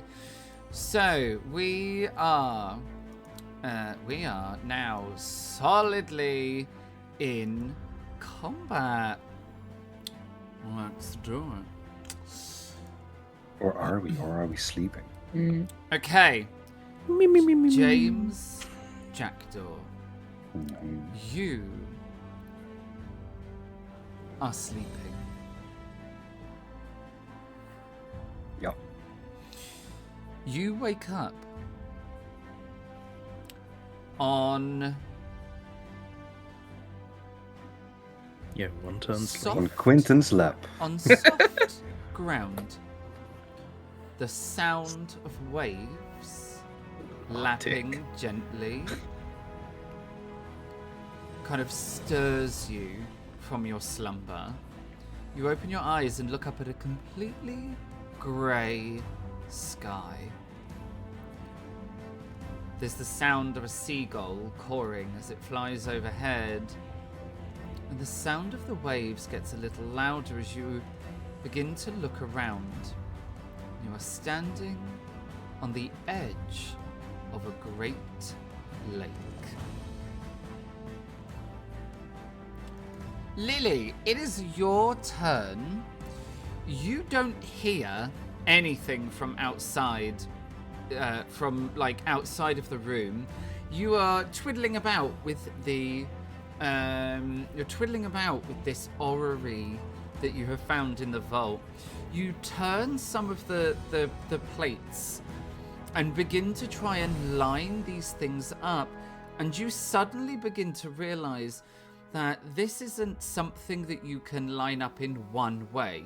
This is something that has hundreds of ways, and things that line up on the disc don't line up with things like on all the other mechanical stuff. Then you turn them and things begin to line up, and you realize that there is a huge amount of geometry and lining up and all of these things in this incredibly complicated piece of kit. You then hear the sound of Jackdaw's raven, and it sounds, and the noise of it makes you turn to look at the door and look at Elstrid, who already looks to be moving. Cool. Quentin.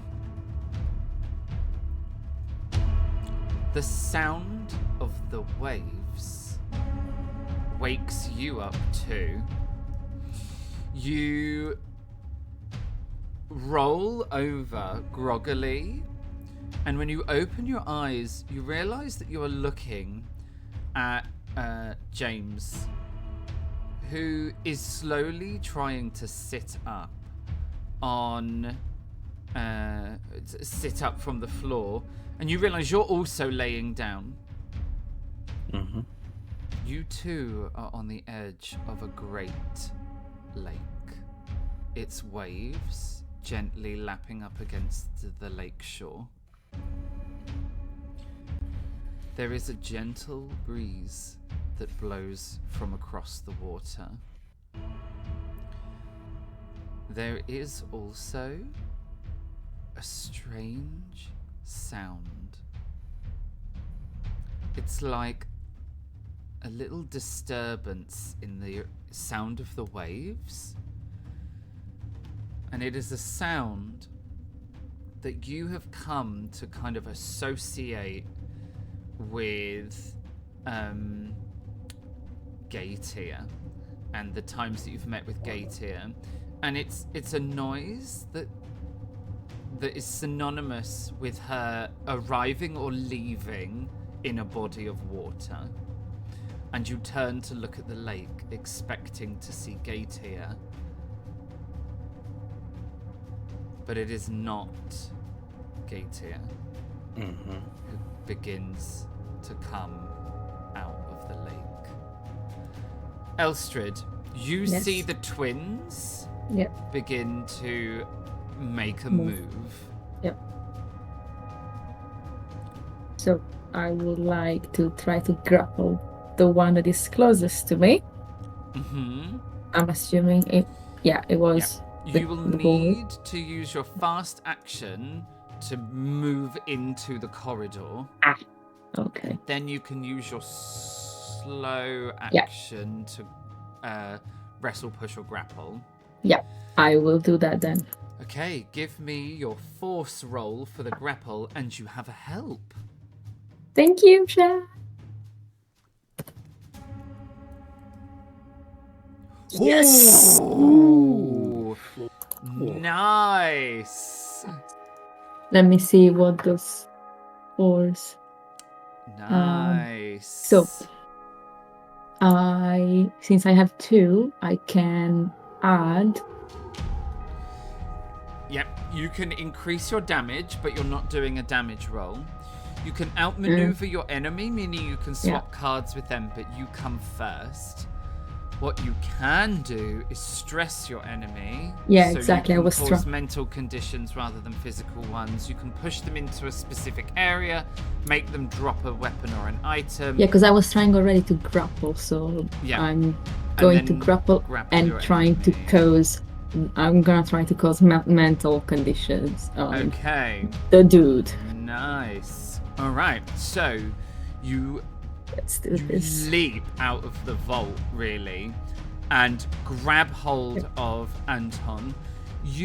Both of you kind of crack into the wall of the corridor and then down onto the floor. And because he's turned away from you, you've actually kind of grappled onto his back and have got him on the floor. Yes. He's now trying to like wrestle his way out from underneath you. It is his sister's turn. She is going to use her fast action to move through the space, and then her another fast action because she is going to pick up James Jackdaw's gun. It is Anton's turn. He is going to try and break free. So this now becomes a contested force roll. Okay. You have a hinder this time. You'll be very glad to know that fighting a professor of botany is not indicative of him having any combat training whatsoever. Yeah, but I'm not We're strong. breaking free. Wait. We said so. This is Elstrid's fly, yeah. Force. this is force. So Yep, this is a force Yeah, it does- roll, and you have a hinder. yeah, so like Skadi cannot help with this. No. Okay. I Can have I- not got any. Can my Raven help? Heck the eyes. I mean, don't get me wrong. You cannot break free. Yeah, And I'm- exactly.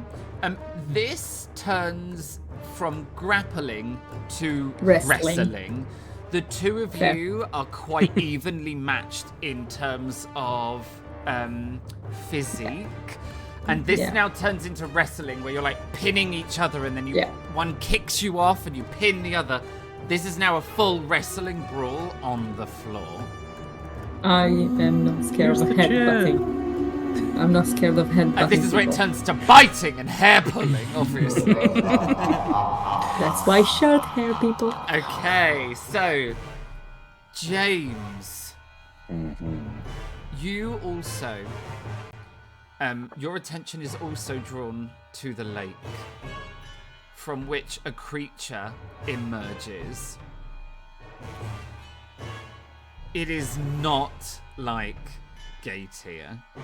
Gaetia Gaetia. is like this little elfin, very alien creature with webbed hands and feet and green hair that looks sort of like pondweed. This is not that at all. The creature that climbs its way out of this lake is tall. Very tall, like 6.5 foot. Its limbs are much longer than proportions should allow, and it is uncomfortably thin. It also has webbed hands and feet, and it has a long braid of hair that is almost like almost like a seaweed. It clambers out of the lake on all fours, like almost dragging itself up out of the water. Why do I see the ring in front of me? And that's not sight I wanted. as it gets onto the land, it stands up. And that in itself is freaky because it stands up in a way that suggests that it does not have a skeleton inside its form. It folds almost completely in half and then ripples upright. Like a contortionist. And it stares at you with two inky voids for eyes. It is nearly featureless, so it doesn't have any real nose or mouth, almost just like suggestions that they might be there, but the eyes are ever present and unblinking, and they stare down at you, and the creature goes to take a step forward. Lily, it is your turn. There is now unquestionably a kerfuffle in the hallway. Absolutely. I'm going to turn. I'll use my fast move to get to here. Mm-hmm. Then I think it's another fast move to move into the next room. It is, yes. And I'm going to step out here with a crazy crow, and a dog going Raven. mental, and Elstrid, and one He's of the twins Raven mad. rolling. Yeah, sorry, Raven. Sorry, he's not Raven crow. mad. Apologies. He will gouge your eyes out if you call him a crow again. I'm sorry, the Raven. And seeing Elstrid and his twin rolling around on the floor, Mm-hmm. beating the hell out of each other, and I think that's all I can do this round. Mm-hmm. Okay, Quentin. Mm-hmm. The creature takes a step towards you. And then another step. And each of these steps is almost like a ripple. You try to get up off of the floor. And to your horror, the sand and pebbles of the lake shore almost turn to liquid and writhe up over your hands and feet, almost as if you were sinking into the ground. You turn, panicked, to look at James, who is also being slowly consumed by what looks and feels like quicksand on the lake shore, as this terrifying creature just continues to slowly step up the lake shore towards you. Elstrid, you're wrestling on the floor with the twin.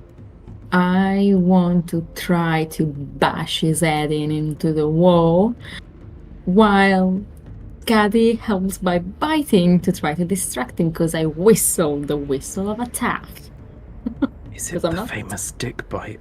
Oh my god, we're caving someone's head in today on channel. Delightful. Yep. Alright, that is going to be a close combat roll. Oh, and since Caddy's helping me, I'm getting +3. Yes, you Excuse certainly are. You me? do have a hinder, Damn. however. I'll take +2. Oh my god, I didn't say that. Whee! Nice! Okay, so you, Scuddy leaps into the fray, biting at one of the at the twins' leg, and kind of dragging and shaking. He cries out in pain, and in that moment of distraction, this is where you take that moment to try and pick up his shoulders and slam them back into the ground, so that he almost whiplashes his head back into the stone of the floor. It makes a really loud dunk sound as his head kind of cracks onto the floor. You see his eyes like roll back into his head for a moment, and then his eyes snap back onto you. Yeah, they did say that the bullet won't slow them down. But still. Okay, that is your slow action to do a close combat attack. You still have a fast action if you want to take it, or you can keep it for a reaction that you can use from between now and your turn. I think I'll keep my reaction. Okay. Jacqueline picks up the gun, turns around and uses her fast action. She is going to kind of point the gun in your direction, kind of Elstrid and Lily. She's going to point the gun in your direction, and she is going to say, I need to think of something catchy. Release my brother. Yes! That! She says that. Release my brother. Thank God you're here, Jerry. She shouts down the corridor, release my brother, as she points the gun up in your direction. As she gets a face full of crow. That is... Eat crow, bitch. Eat raven. That is going to be her fast action to kind of point this gun at you and shout. And then she is going to... The gun is pointing at you and she says, release my brother. She breathes in, and as she breathes out, she then takes the gun and points it down at Professor Jackdaw. And I am going to try and use a manipulation roll against you. So I'm going to use the persuade for my slow action.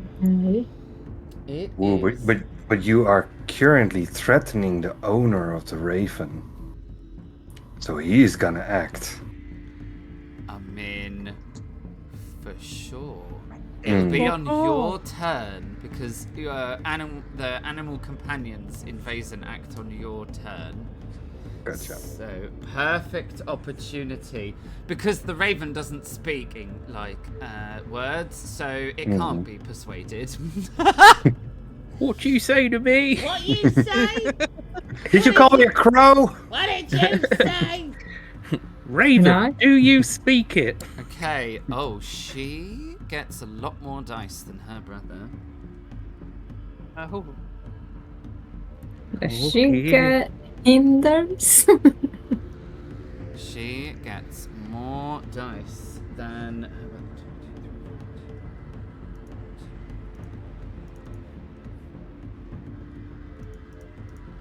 Is it that we've got to both roll, or?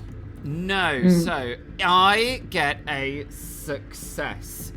So she gets a success on her persuade roll, which basically means it has a very persuasive impact on you. Still, shouldn't I be able to resist or not believe? I mean, it's just James. It's I mean, yeah, I don't really care. Mm-hmm. I mean, It's you're just mid wrestling. I mean, Yep, you're mid wrestling.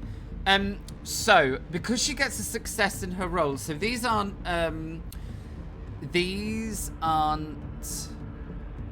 This isn't contested. Yeah, it's not contested. So she just gets a success on her manipulation roll. It draws both of your attention as she shouts, "Release my brother," and then she points the gun at Jackdaw, and you realise this is Jackdaw's gun, and the likelihood that it's not loaded. Fair. It is her brother's turn. Her brother is going to close combat you back because you are still wrestling. He gets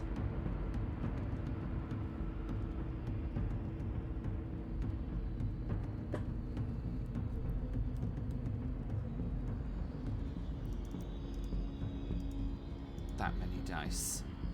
It is not a success.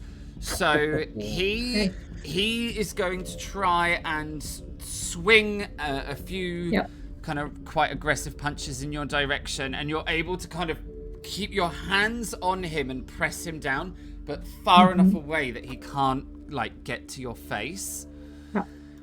James, it is your turn. Okay, this creature, as it gets almost to the point of being on top of you, it rolls back down onto all fours and takes the last couple of little steps towards you a little faster than it should do, until it is right up, like almost face to face with the pair of you, and it twists its head as if it's sort of looking at you questioningly, and as it twists its head, its braid falls to one side, and the braid becomes a chain. A rusted, waterlogged chain, tangled up with a few weeds, but the chain runs all the way back into the lake. And the creature stares at the pair of you. Its face splits open, and like a drip has fallen onto its face. Ripples spread out and kind of create a mouth for it. And it says one word in a female voice that you immediately recognize from your dream. And it says, help.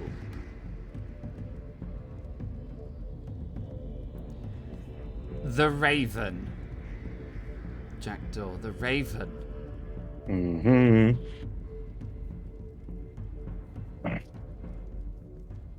I mean, the Raven is gonna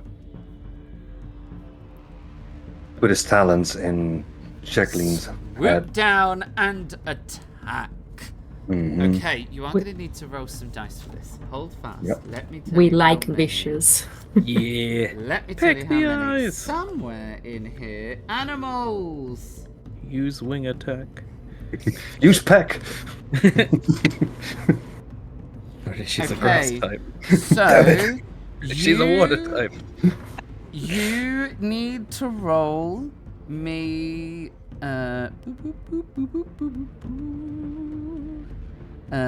It is Love going to this be. hold music. Thank Roll. Don't sass me, or I'll drown you. No, it's great. No, I'm angling for a help. Okay, you are going to need to roll me 5 dice. It has 5 might, which is Ooh, bonkers, but mighty boy. it does. Mighty pups. So what do we do? That is a very good question. What do you do?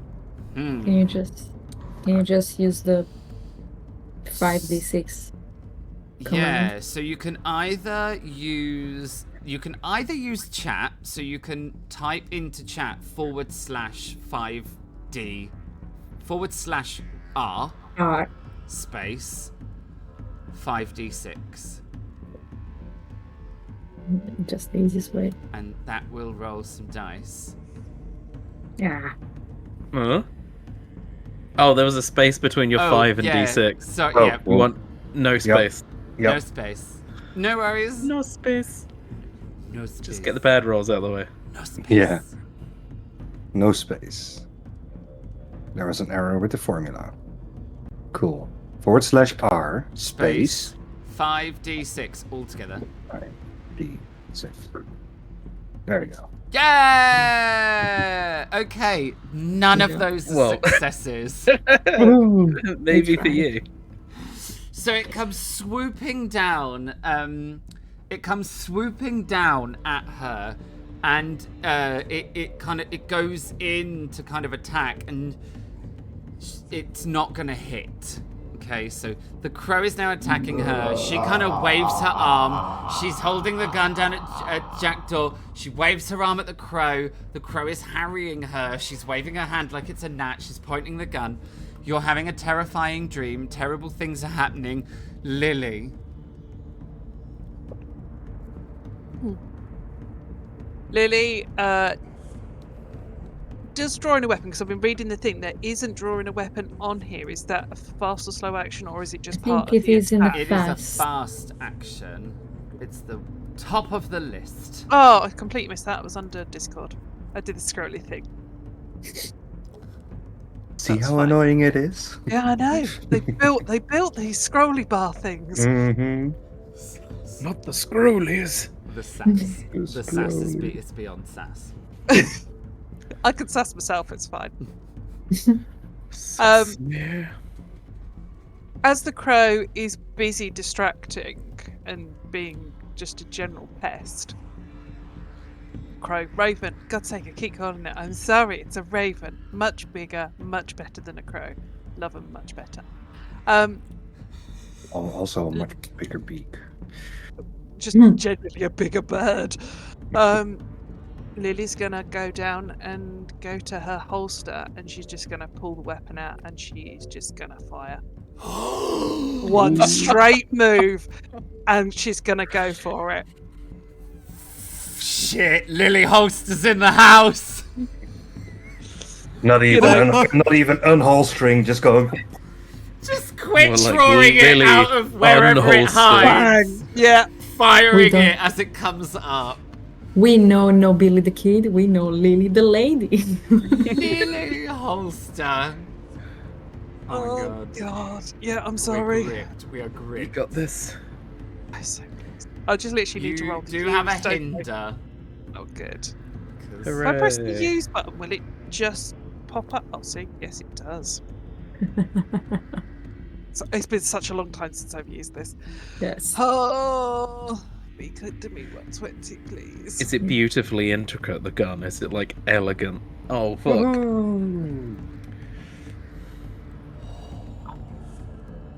Uh-oh. Out Not the comes the crow. gun. It fires off down the corridor. The deafening sound of gunshot.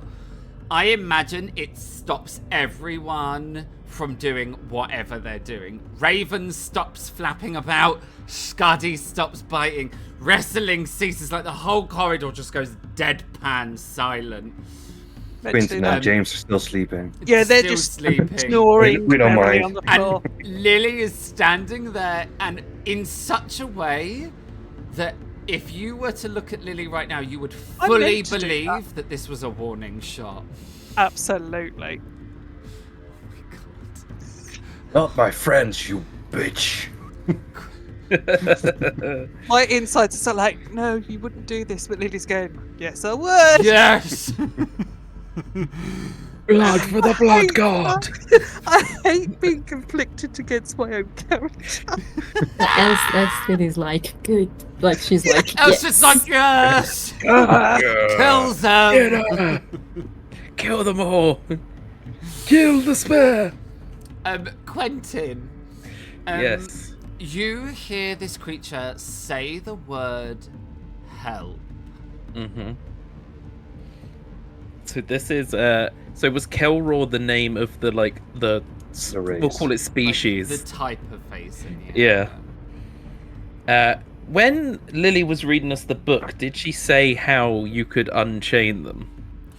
So like how you that's can help? not in the book here in Carl Linnaeus's. That's in the book in the Hall Under the Mountain. The one I read with Elstrad.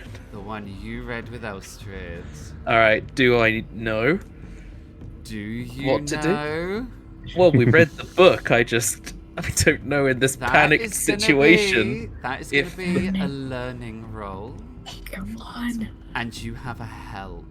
Come on. Okay. Be good. Come on. Oh, please, please, please. You I'm can do very this. broken. You can do this. Oh, there we go. I can't look. You Yes, have good. to look. It's You have to good. look. Noises. Yeah. You have to look.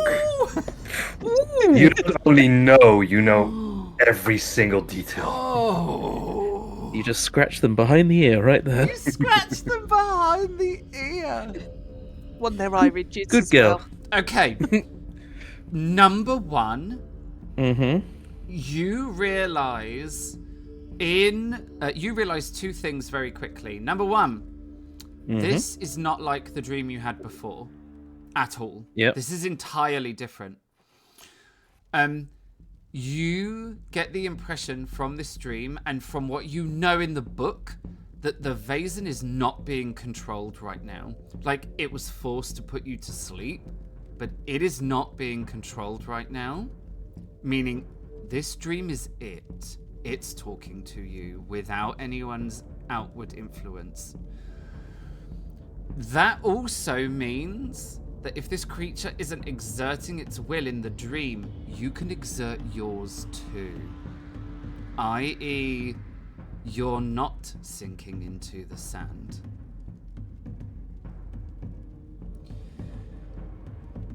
Break the chain.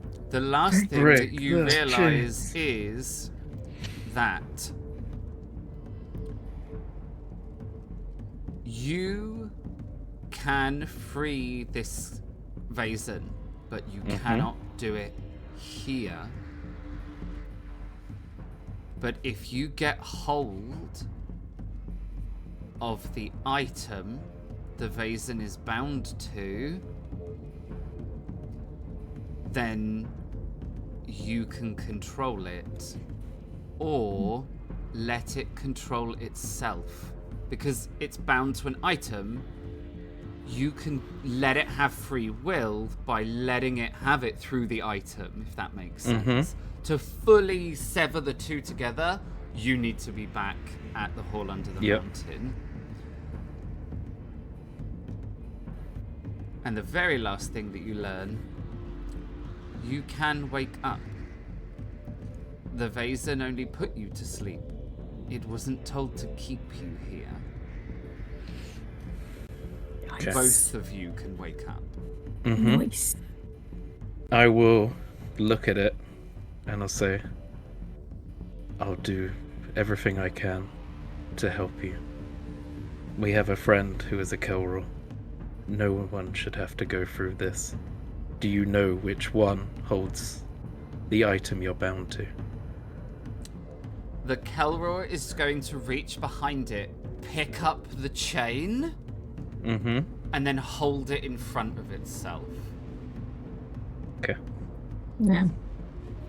I will break the chain. So it's going to have like a little chain in front of it here.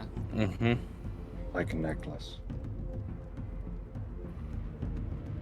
Like a necklace. Thank you. Which James, of course, puzzles together like, oh, that's a necklace. Uh-huh. I'll be Okay, like, Elstrid, wrestle Yeah. time!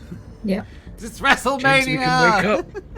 Would I know if, because I'm still wearing Quentin's coat, Would I know if Quentin keeps knives in his pocket? Boiled sweets are in the pocket. Yeah, sweets. Sweeties! Choke him with sweets. I was gonna say, shove the sweet wrappers in his mouth. I So- mean, Can confirm, choked on many a hard-boiled sweet in my time. They They're are dangerous. vicious buggers.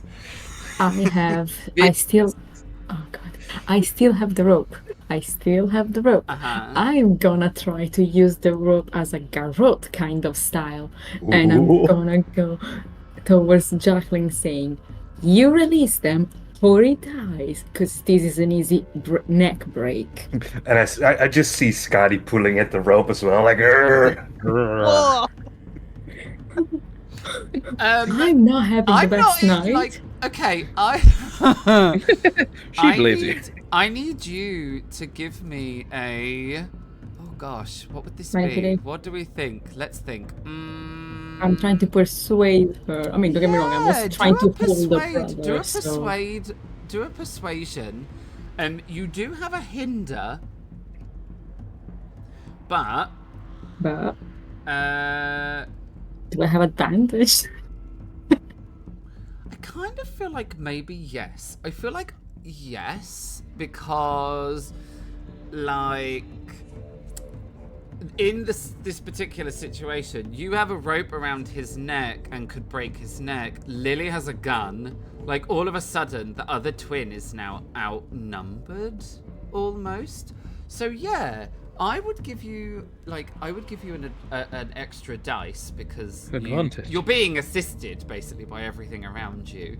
So you get to I'm just gonna say roll You got this. normally. This is just I don't have the roll. best manipulation. You've saved yourself by cancelling. come on, you can do Yeah. this. Feels like this is the fourth hinder in a row. Ooh. Yes!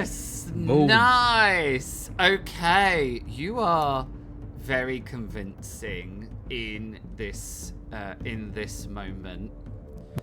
Okay, it is Jacqueline's turn. Not me, sister.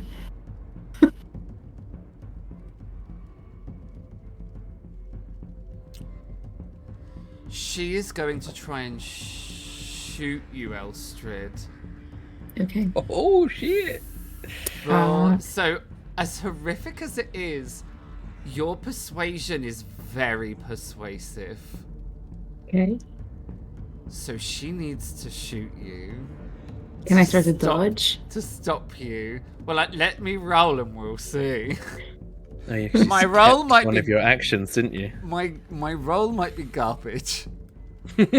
Just pull up her brother. Do you know what I mean? My roll. I'm gonna use her brother as a shield. Oh my god, dodge. You're all That would be awful. fucked. You're all awful. Hey. I got kidnapped out of my bed. I'm still in my pajamas. I have a concussion, and fucking guys just destroy. For all I know, the boys are dead.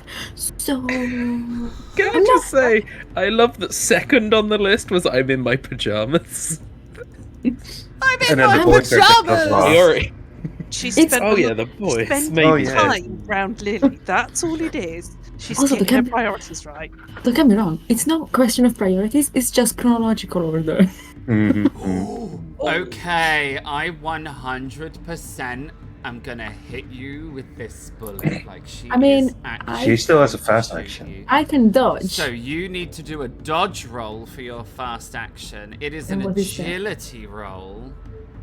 Okay. do I However, have- Yeah. to dodge, I'm holding the guy. yeah, aren't you're gonna need to let go. I'm not letting go. Can you use the part of agility that's make your enemy position itself in a certain part of a zone? Yeah, just roll over with him on top of you. So he's like actively still fighting against Elstrid. Like they're still kind of wrestling. Okay, you're gonna I take mean, two shit. physical damage from it. I pushed the roll before, just saying. Yeah, which means you're now 3 conditions in to a Oh, 4. Okay, nice. She shoots you, and she shoots you really, really well. Yep. She is then going to use her fast action to move back and almost try and use the guys for cover. It's not the greatest cover, but she can't get Hey, we some buff dudes. Oh, okay, it's great No, cover. I don't think we are. It's exceptional cover. Okay, it is Anton's turn. He is going to try and close combat you again, Elstrid. Mm-hmm. But I do not succeed. Because you're so well placed, kind of on top of him.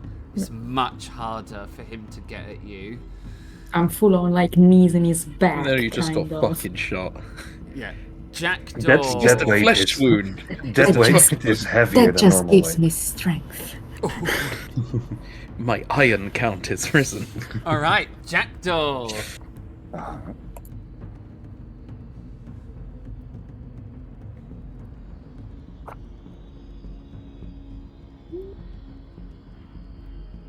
What are you gonna do? I don't know if Quentin would have told you what he knew. I said it, but it was as it moved to Elstrad, so it depends if I had enough time in my turn. Yeah, kind of absolutely. Because you two are in a weird, timeless dreamscape at the moment. So, Wake me up. Wake me up inside. okay. So yeah, it then- was more like, wake me up. I am Right now. first saying to Quentin about it's a necklace, Mm-hmm. and it's time for us to wake up. Okay. And then I'm waking up. Okay. So, so this would be oh god, trying to think. Some of these things are out of the box. I imagine it would be a slow action to wake oneself up from an enchanted sleep. Mm-hmm. So you've got a fast action. Okay, so while waking up, I'm not just going to be wide awake. I will slowly open my eyes and let's see what else do we have. Ooh, but that's a slow action, is it? Yeah, survey the situation. That is a slow action. No, that's what I will do. I will just sit there and Okay. Lily. Just to help me, is this corridor being broken up into zones, or is it just one zone? It is just one zone. Wicked. It feels a bit funny to break that because it's so small in space. That's fine. What I didn't want to do is plan my move and go, oh, you've just crossed the zone, Oh, and yeah. then throw myself right over and go, hang on a minute, now I need to rethink. Yeah, So, in this particular scenario, all of the zones are marked by walls. Perfect, that's fine. I just wanted to check. Mm-hmm. Having seen this twin Shoot. Out of Elstrad. Lily's gonna just run at her, holding the gun, and she's just gonna take a flying leap, almost like rugby player style, and take her in the middle Oh my god. and clear it to the ground. And that was the end of Quentin Ludensburg's head. Yeah, I apologise. I've stepped on the boys 100% in front. support this course of action. I'm honestly just thinking of 100%. like a defensive line, like American football, just you sacking the quarterback. Just All Yeah, right. absolutely. Completely Move. explosive, not expected. Move your they are token putting us to forward. shame, James. Give me that force roll, and you have a help from chat. Cool, because I Wow. just tried to move Scardy. Either that's not force or close combat. It's your choice. Scardy's yours now.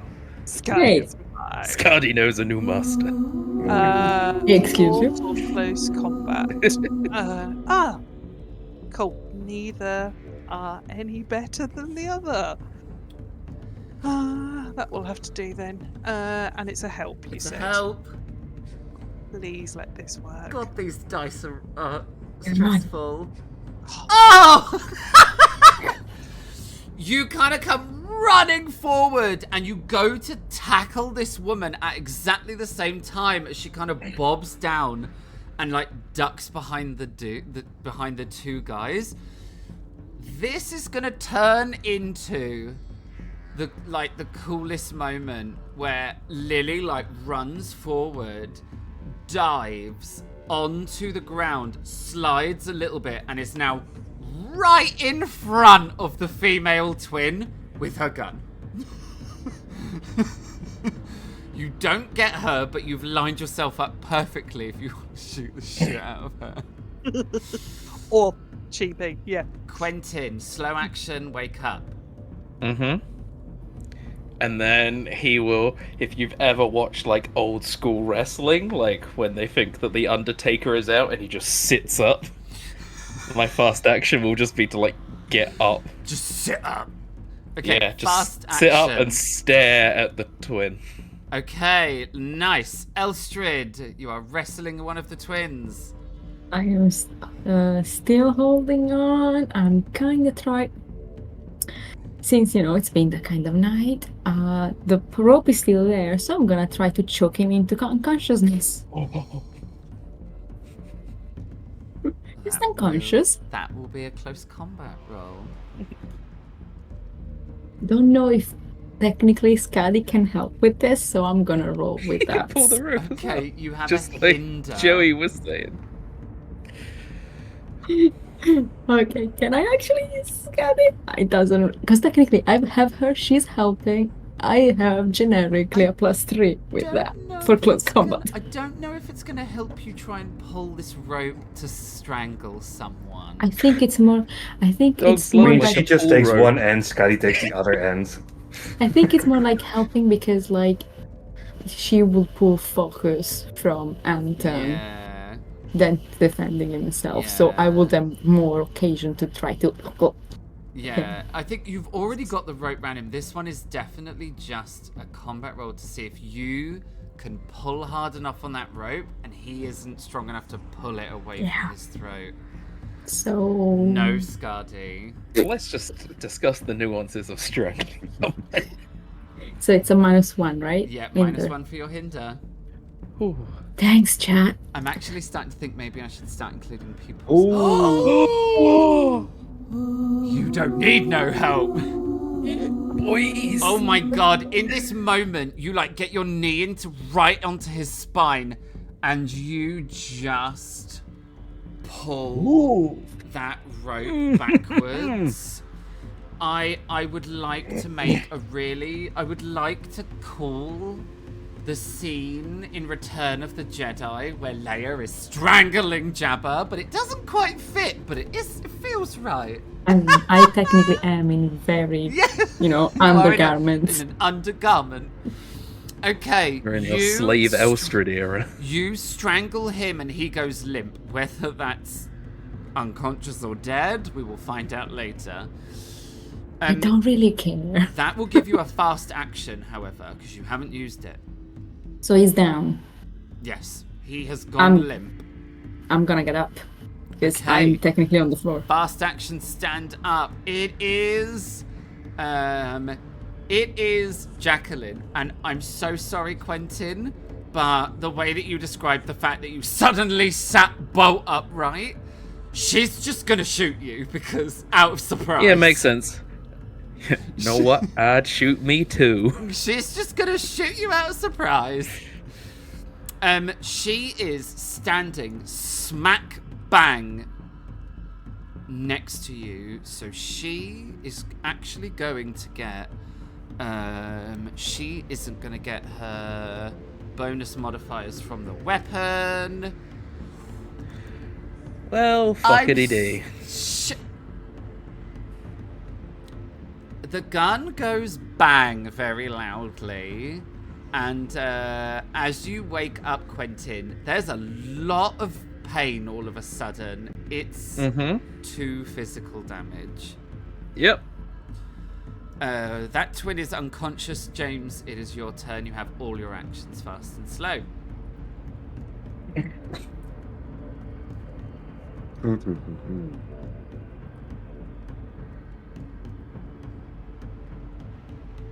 I will use my slow action.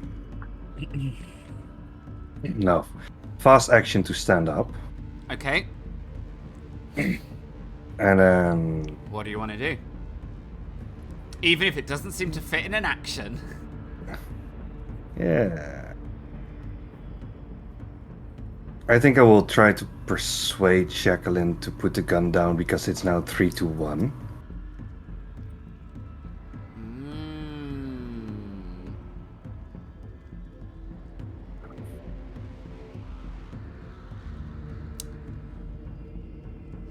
Yes. I don't know if I normally would. However, you are... you're a terrifying brain psycho person, so yes. I will allow you to do this. I have to tick that hinder. You have a help. Ooh, It nice. is a manipulation roll. I'm a little bit scared to see how many dice this is. Couple. I mean, I do have a Like condition, maybe 2 so. or 3. Yeah, at least. So that's a +1. Dramatic effect. There we go. I literally think I just heard Maximilian in the other room go, "Oh!" Jackdaw. You turn and face her, and Eyes what do you piercing. say? Yeah, piercing eyes. Yeah. What do you say? Jacqueline, you can see your brother is down. It's 3-1 now. You better drop that gun. I mean, it's a success. Lily, it's your turn. I fully imagine Lily takes that moment to shoot her. I mean, that's the opportunity I'm trying to create. She, being Lily, isn't going to shoot because I mean, claret over the dress is just not going to work. It's but not she the way. is going to absolutely pistol whip her. Damn. All right, that is going to be. That is a close combat roll. Yep. You also have a hinder because chat were feeling savage today. Ruh-roh. Yeah. Oh. Really? She turns to look at James Jackdaw, and Lily stands up, brushes down her nightgown, and pistol whips the shit out of this woman, who drops to the floor. And that would bring us straight out of combat. All right. I will literally. Quentin will be like, "That jacket was a gift, you bitch," and I will reach down and I will grab the necklace and I'm gonna drag it off of her neck with force. Yeah. I'm not gonna unclasp it. And I am. she definitely is wearing the necklace. It is a small... It looks like a locket, but when you pull it off of her neck, it's a small iron bottle on a silver chain. And the bottle has a very gentle etching of a rose and a cross on it. And I will hold it. And I would just whisper to the thing, "She's all yours. You are free." To my new water friend. There is no noise. There's no flickering light. There's no terrifying supernatural phenomena. And that makes it 1,000 times more frightening. the Lenferink twins shake just a tiny little bit. And as they both lay there unconscious, water begins to run from their mouths. No sound, no nothing. And the water just continues to run as a small puddle forms around each of the twins' heads. I'm going to step back because I don't want wet feet. And I'm gonna look at Anton and seeing how Elstrad is doing. I'm just gonna watch.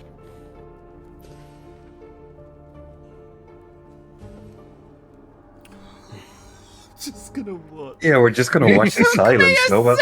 It took me a second to realise just how fucked up that sentence was. I'm just gonna stand here and watch an unconscious person drown. Do nothing. I am 50% dead in both statistics. I'm just gonna turn my head over to Quintum and be like, "Told you we should have shot him." We should have shot them. Well, yeah. Tell you what, your gun works, mate. Yeah. Feel like Elstrad is coming back up. So, is it done? It looks like it's done. I will hold up the chain. When we get back, we can truly finish this. It should be set free.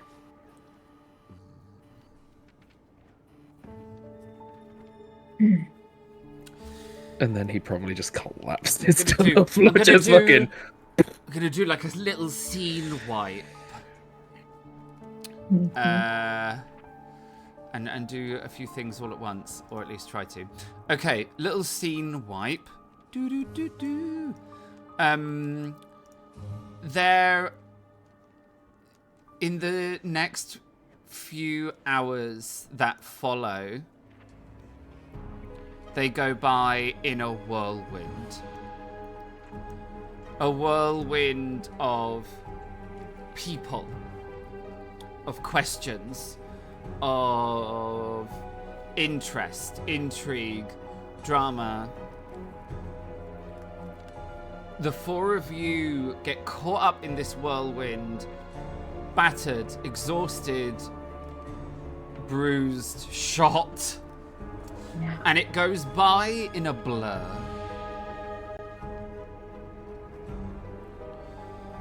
Conversations with the authorities happen. Luckily, we have D. Quinton Loonsberg. And he is pissed. You are able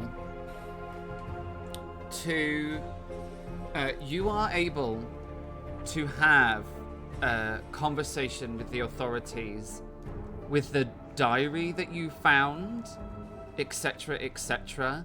It squarely pins the blame towards the Lenferink twins. Considering a comparison between their handwriting and the journal, it's unequivocally theirs. There is, you get pulled into the questioning. It is jotted down and formalized that the pair of them had created some kind of toxin that caused the lungs to fill with fluid, and that after they had murdered the professor, that they had tried to murder the four of you, and it had led to them accidentally coming into contact with their own toxin. Oops. Yeah. You know that none of this is true, Mm-hmm. but when the authorities come to this conclusion, you are not quick to question them. With two of you having been badly shot, you do then spend several days at the university just healing enough that you can travel. Because I was gonna say. Elstrid can't you can't travel having just been shot. Not in a horse and Mhm. carriage. It's not happening. You Yeah, I feel I was shot in the back as well. That's not Yeah. going to be pleasant. Before we Talk to the travel, professor. would I be able to have a chat with the dean? Yes! And it's so funny that you said, can I have a chat We need to with talk to the dean? astronomy professor Because- full of bullet holes. Because look where I put you. On a black screen. After a few days of recuperation and rest, having answered all of the questions, the investigation, the case is deemed closed. Quentin Ludensberg, the detective, is once again hailed as a genius in Wow. the field of crime investigation, having solved this murder in all of 2 days. Thanks to us. Journalists begin to appear, like all of the fallout from this event. Eventually, the four of you are ready to travel again, and you find yourself in the office of the dean, who says, "You're welcome to stay as long as you like. There's no need for you to leave right now if you don't want to or don't feel up to it." Thank you, Dean. It's been an interesting stay, but as I said right at the beginning, it was only a stopgap of travelling until I met with my friend, if you remember. Yes, I do, of course. And I think Elstrid is well enough to travel again. Absolutely. And Professor Jackdaw, will you be travelling with them? Yeah, I think I'm gonna resign here and travel with them. I've had my fair share of crazy bad shit for a couple of months at least. Your presence will None be of that with sorely us. missed on the staff, but I cannot stop you. Know that there is a place on the faculty here for you whenever you need. Thank you, Dean. I will miss it. I've made up my mind. We will be in your debt for some time, Detective Ludensberg. Well, I am glad that we could, be there to help you and to stop. And oh, these are yours. And he pulls out like the keychain, the large bundle of keys, and just plops them down on the desk in front of the dean. Oh, I'm glad you found them. I had worried where I'd put Yes. them. I do misplace them ever so often. I just found them lying around, and I was injured, so I came as soon as I could to bring them back to you. Yeah, where did you find them again? Detective secret. Yes, well, things are going to be very different here after all of this. I mean, 5 members of staff now we have lost. With your resignation, Jackdaw.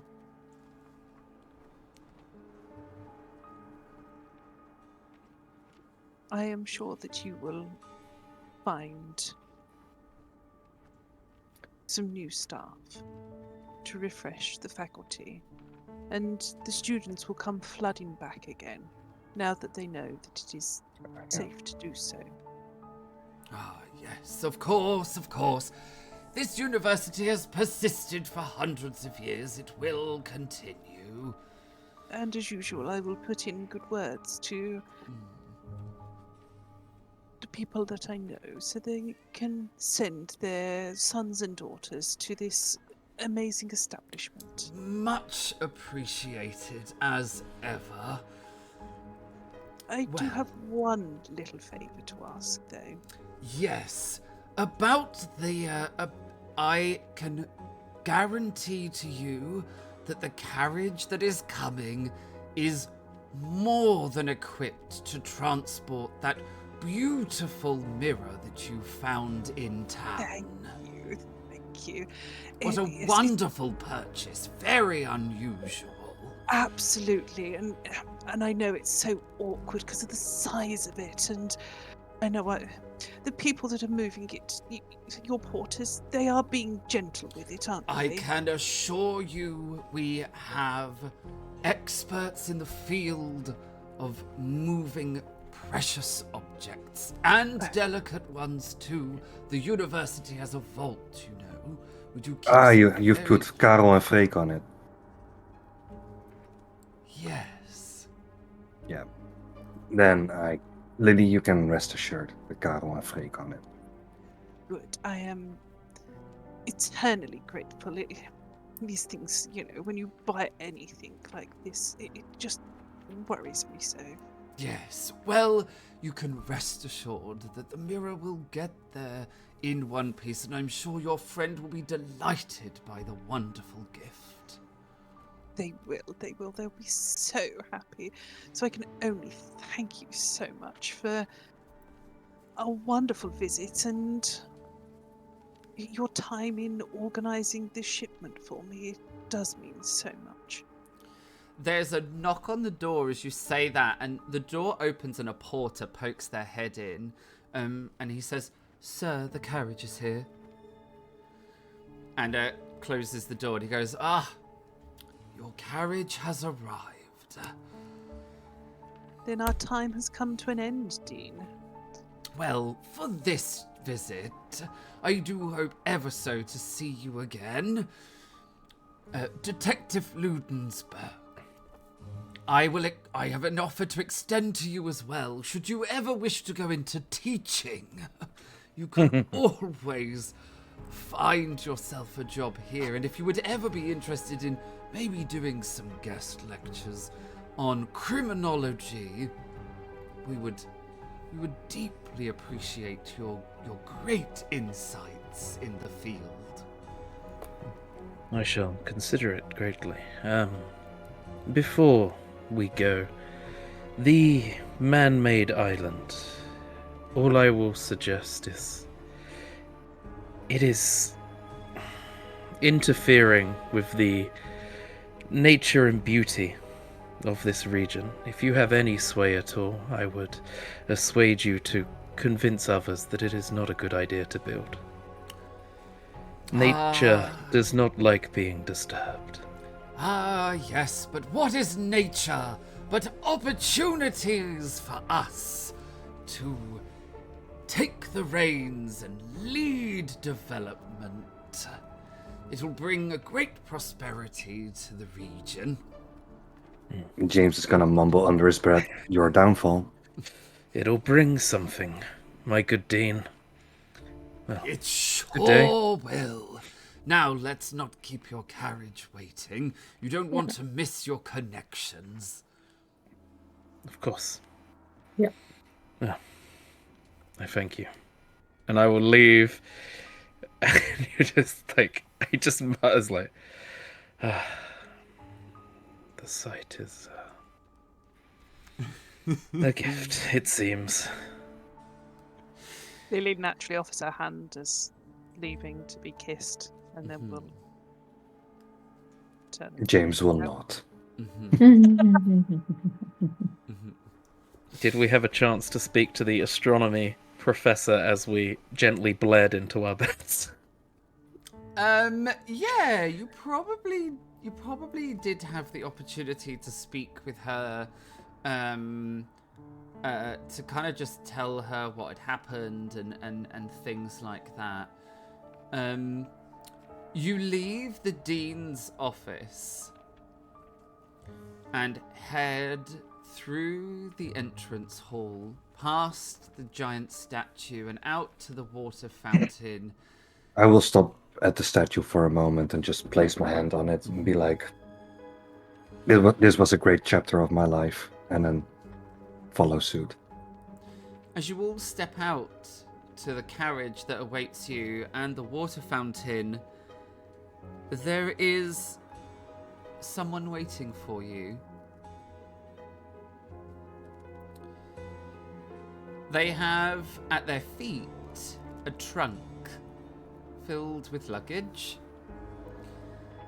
They have a bag slung over their shoulder and a telescope underneath their arm. I wonder who. And the Professor of Astrology smiles at you all and says, I hope I'm not intruding, but, well, it would appear that, I'm no longer employed by the university, and, There's space? Lady With us? Holstein, you mentioned a potential opportunity, at an agency that you represented, and I couldn't refuse the opportunity to expand my knowledge. Then I am glad I ordered the bigger carriage then. We have much to discuss. And I will invite her onto the coach as I get up there to start with. Naturally, I go first. The five of you climb into the coach, and the doors are closed, and there is the clatter of hooves and carriage wheels as it clatters out of the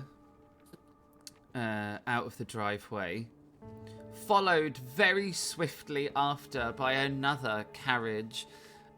This one clearly not for passengers. Nestled very carefully inside is Carl Linnaeus's mirror. Yes, Lily. That too clatters and rolls out of the driveway, following you on your journey. As the carriages come out of the university and roll away,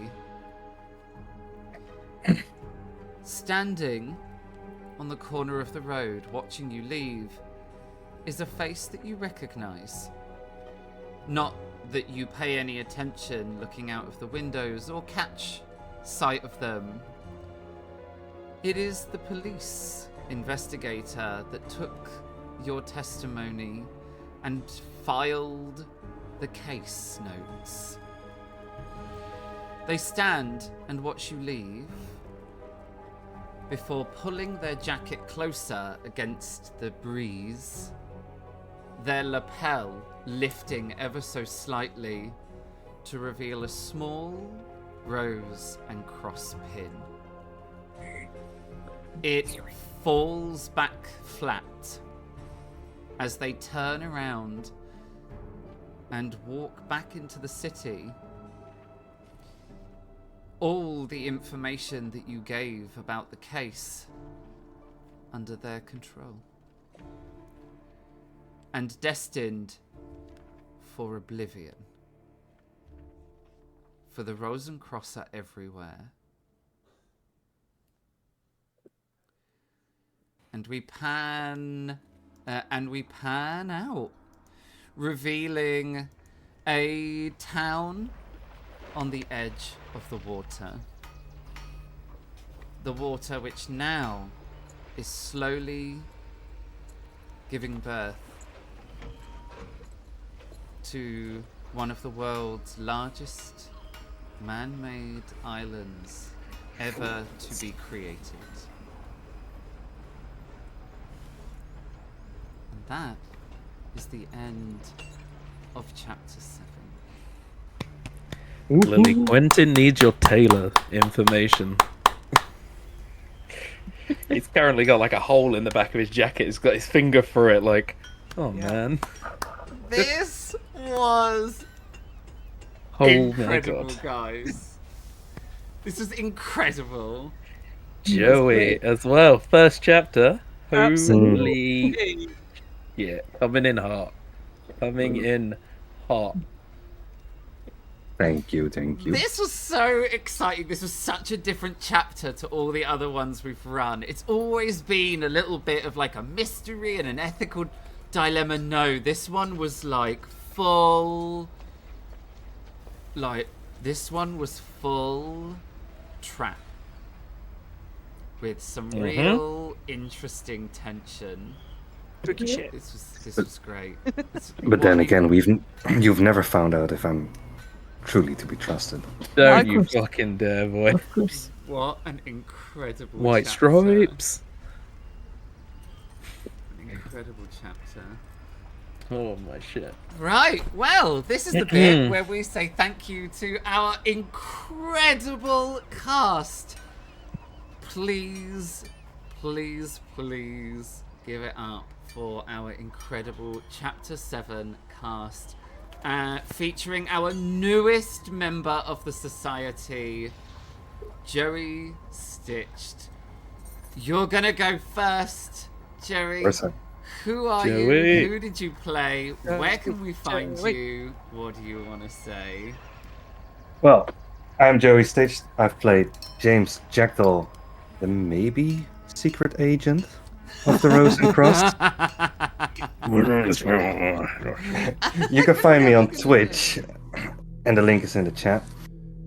And yeah, what I want to say is I had a blast playing James, and thank you, my castmates, for making the story so beautiful and reacting on my actions.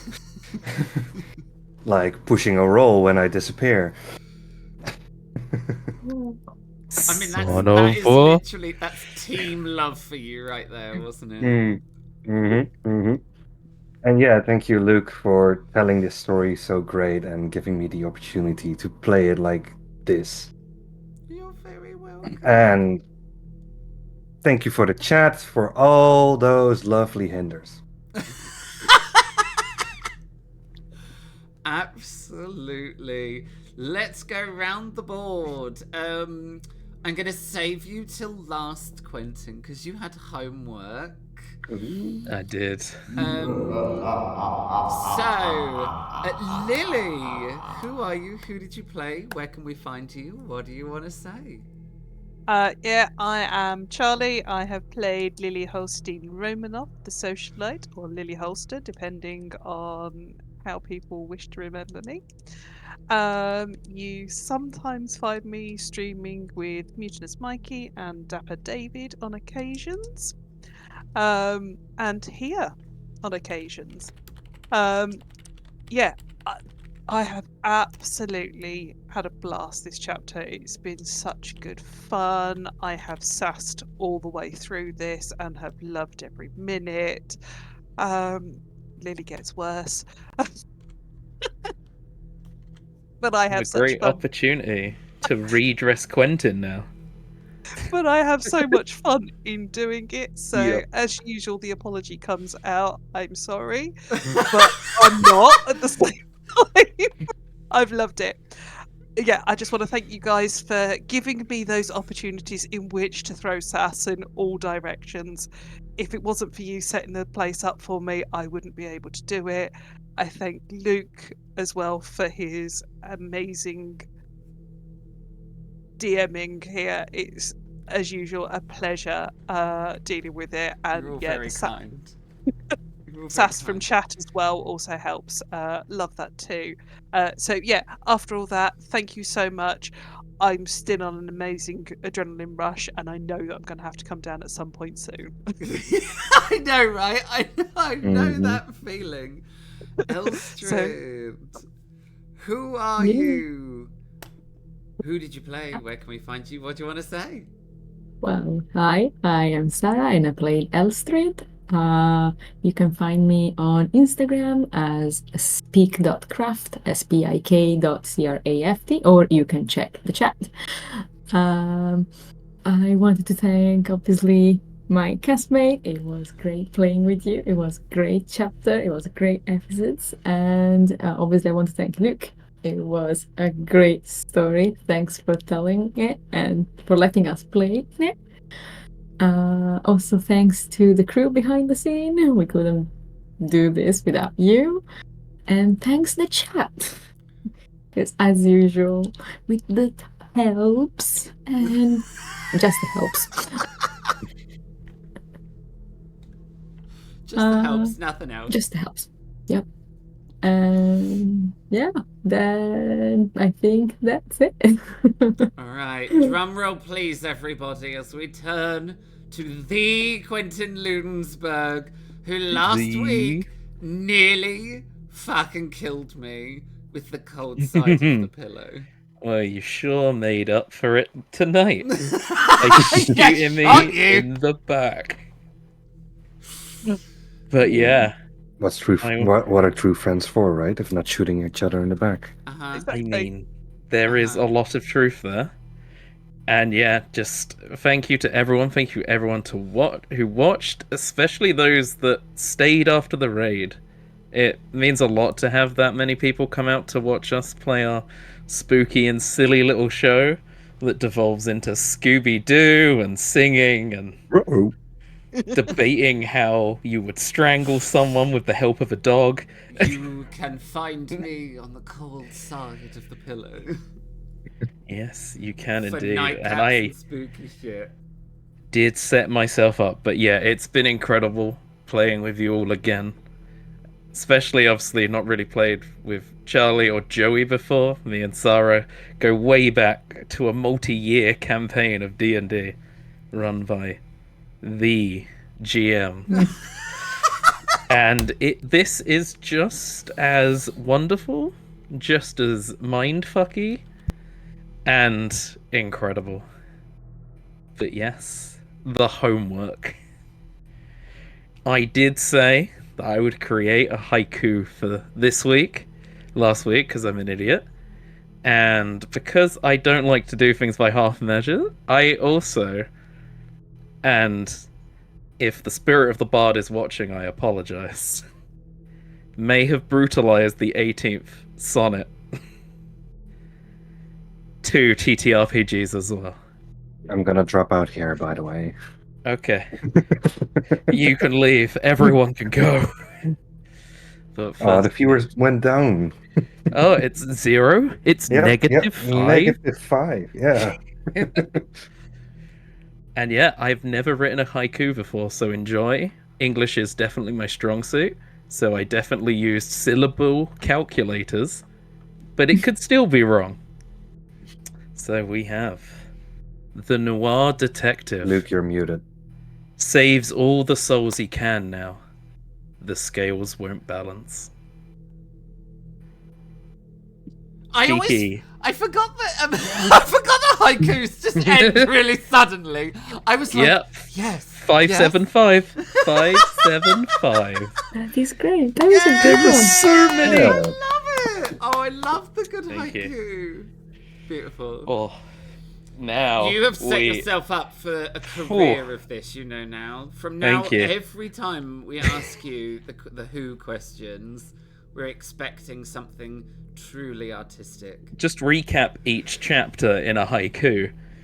So much happening in a total of like 17 syllables.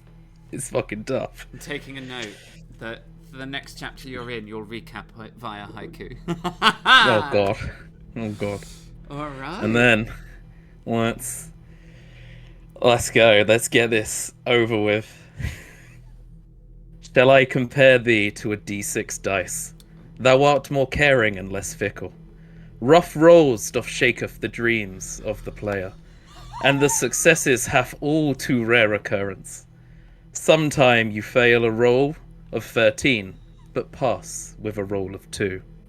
And oft dust this leaveth thee dimmed, and all faith in the dice sometime declines. By chance, or are in Jesus' hand unfair, thy eternal pain from rolls shall not fade, nor the pain from a failed vigilance check wanes. Nor shall death brag thou cannot roll a save, when in eternal dice tray thou successes may groast.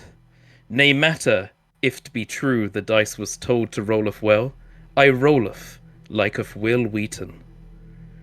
But we still loveth this game, though the dice don't love me. Brilliant. Good! I'm so sorry, Shakespeare. Oh my god! We need to bring this, and this needs to be in the so Please, hands. someone sorry. clip it! Like, please, someone clip it so that we can like put this all over the internet. Honestly, the spirit of the bard is gonna fucking find me in my dreams. Oh my god, love That's it. the front It cover was of a beautiful. notebook, that is. So good. Player journals coming soon. You say that. A notebook is an option in the merch store. We could God. crack that out. Yeah. I guess that's me. I'm always I Your always turn. forget myself. Please My take turn. over. All right, Please well that's take over. me then. Hi. My name is Loki and I was your GM for this dark and thrilling tale. This was chapter 7. It's crazy, right? You can catch all of the previous episodes over on our YouTube, so please do go over and give them all a watch. They're all of these amazing people and the rest of our incredible cast create these wild and amazing stories. I want to say a big thank you and a shout out to our mod this evening. That's Mutinous Mikey over there in the channel, who is the fabulous Maximilian Fjellbach in other chapters. Thank you for being our moderator and keeping us all safe and sane while you battled the internet and we made silly jokes about shooting each other and dead people. If you want And to hindering us. see me on if you want to see me on the other side of the GM Yes, screen please. I live for this bit. as a player, you can catch me over at Grumpy Battersby's channel every Thursday at 7 p.m. UK time, where I play Flink, the criminal mastermind hacker. I just got a piggyback through a styrofoam set for Star Trek, then grabbed my chimpanzee friend and saved them from certain death by catching them as we fell through a window that was a portal to another universe. My God. Come and see me on Thursdays where we try and untangle this mess. Yeah. Over on Grumpy Battersby's channel. And that is it. That's all the thank yous, all the shout outs, and that brings us to the end of chapter Love 7. you all. We're gonna say goodbye to the chapter 7 cast. Not for the last time, we hope. We will see you all again in future chapters. But for now, Definitely. we will say goodbye to the cast as we head over to the credits. And here we are. Thank you to everyone that came along this evening, and a huge thank you for the raid and for all the raiders that stuck through for the rest of our fun, silly and spooky story. If you saw anything that you would like in the channel to include in your games or at your tabletop, over here is the credit roll. Please do go and look at all of these amazing resource contributors and content creators so that you can grab anything that you've seen in our stream this evening to use at your own game or your own table. This is the end of chapter 7. We are going to be taking a little bit of time off as we reset to get ready for chapter 8. So we are going to take 2 weeks off so that we can just prep ourselves and get ready for our chapter 8. We are also going to be doing a Meet the Cast episode in the coming weeks so that we can meet some of our newer cast members who haven't previously been in a Meet the Cast episode and get to know them a little better. So do keep an eye on our socials and do keep an eye on the schedule in Twitch so that you can keep on top of what is coming up.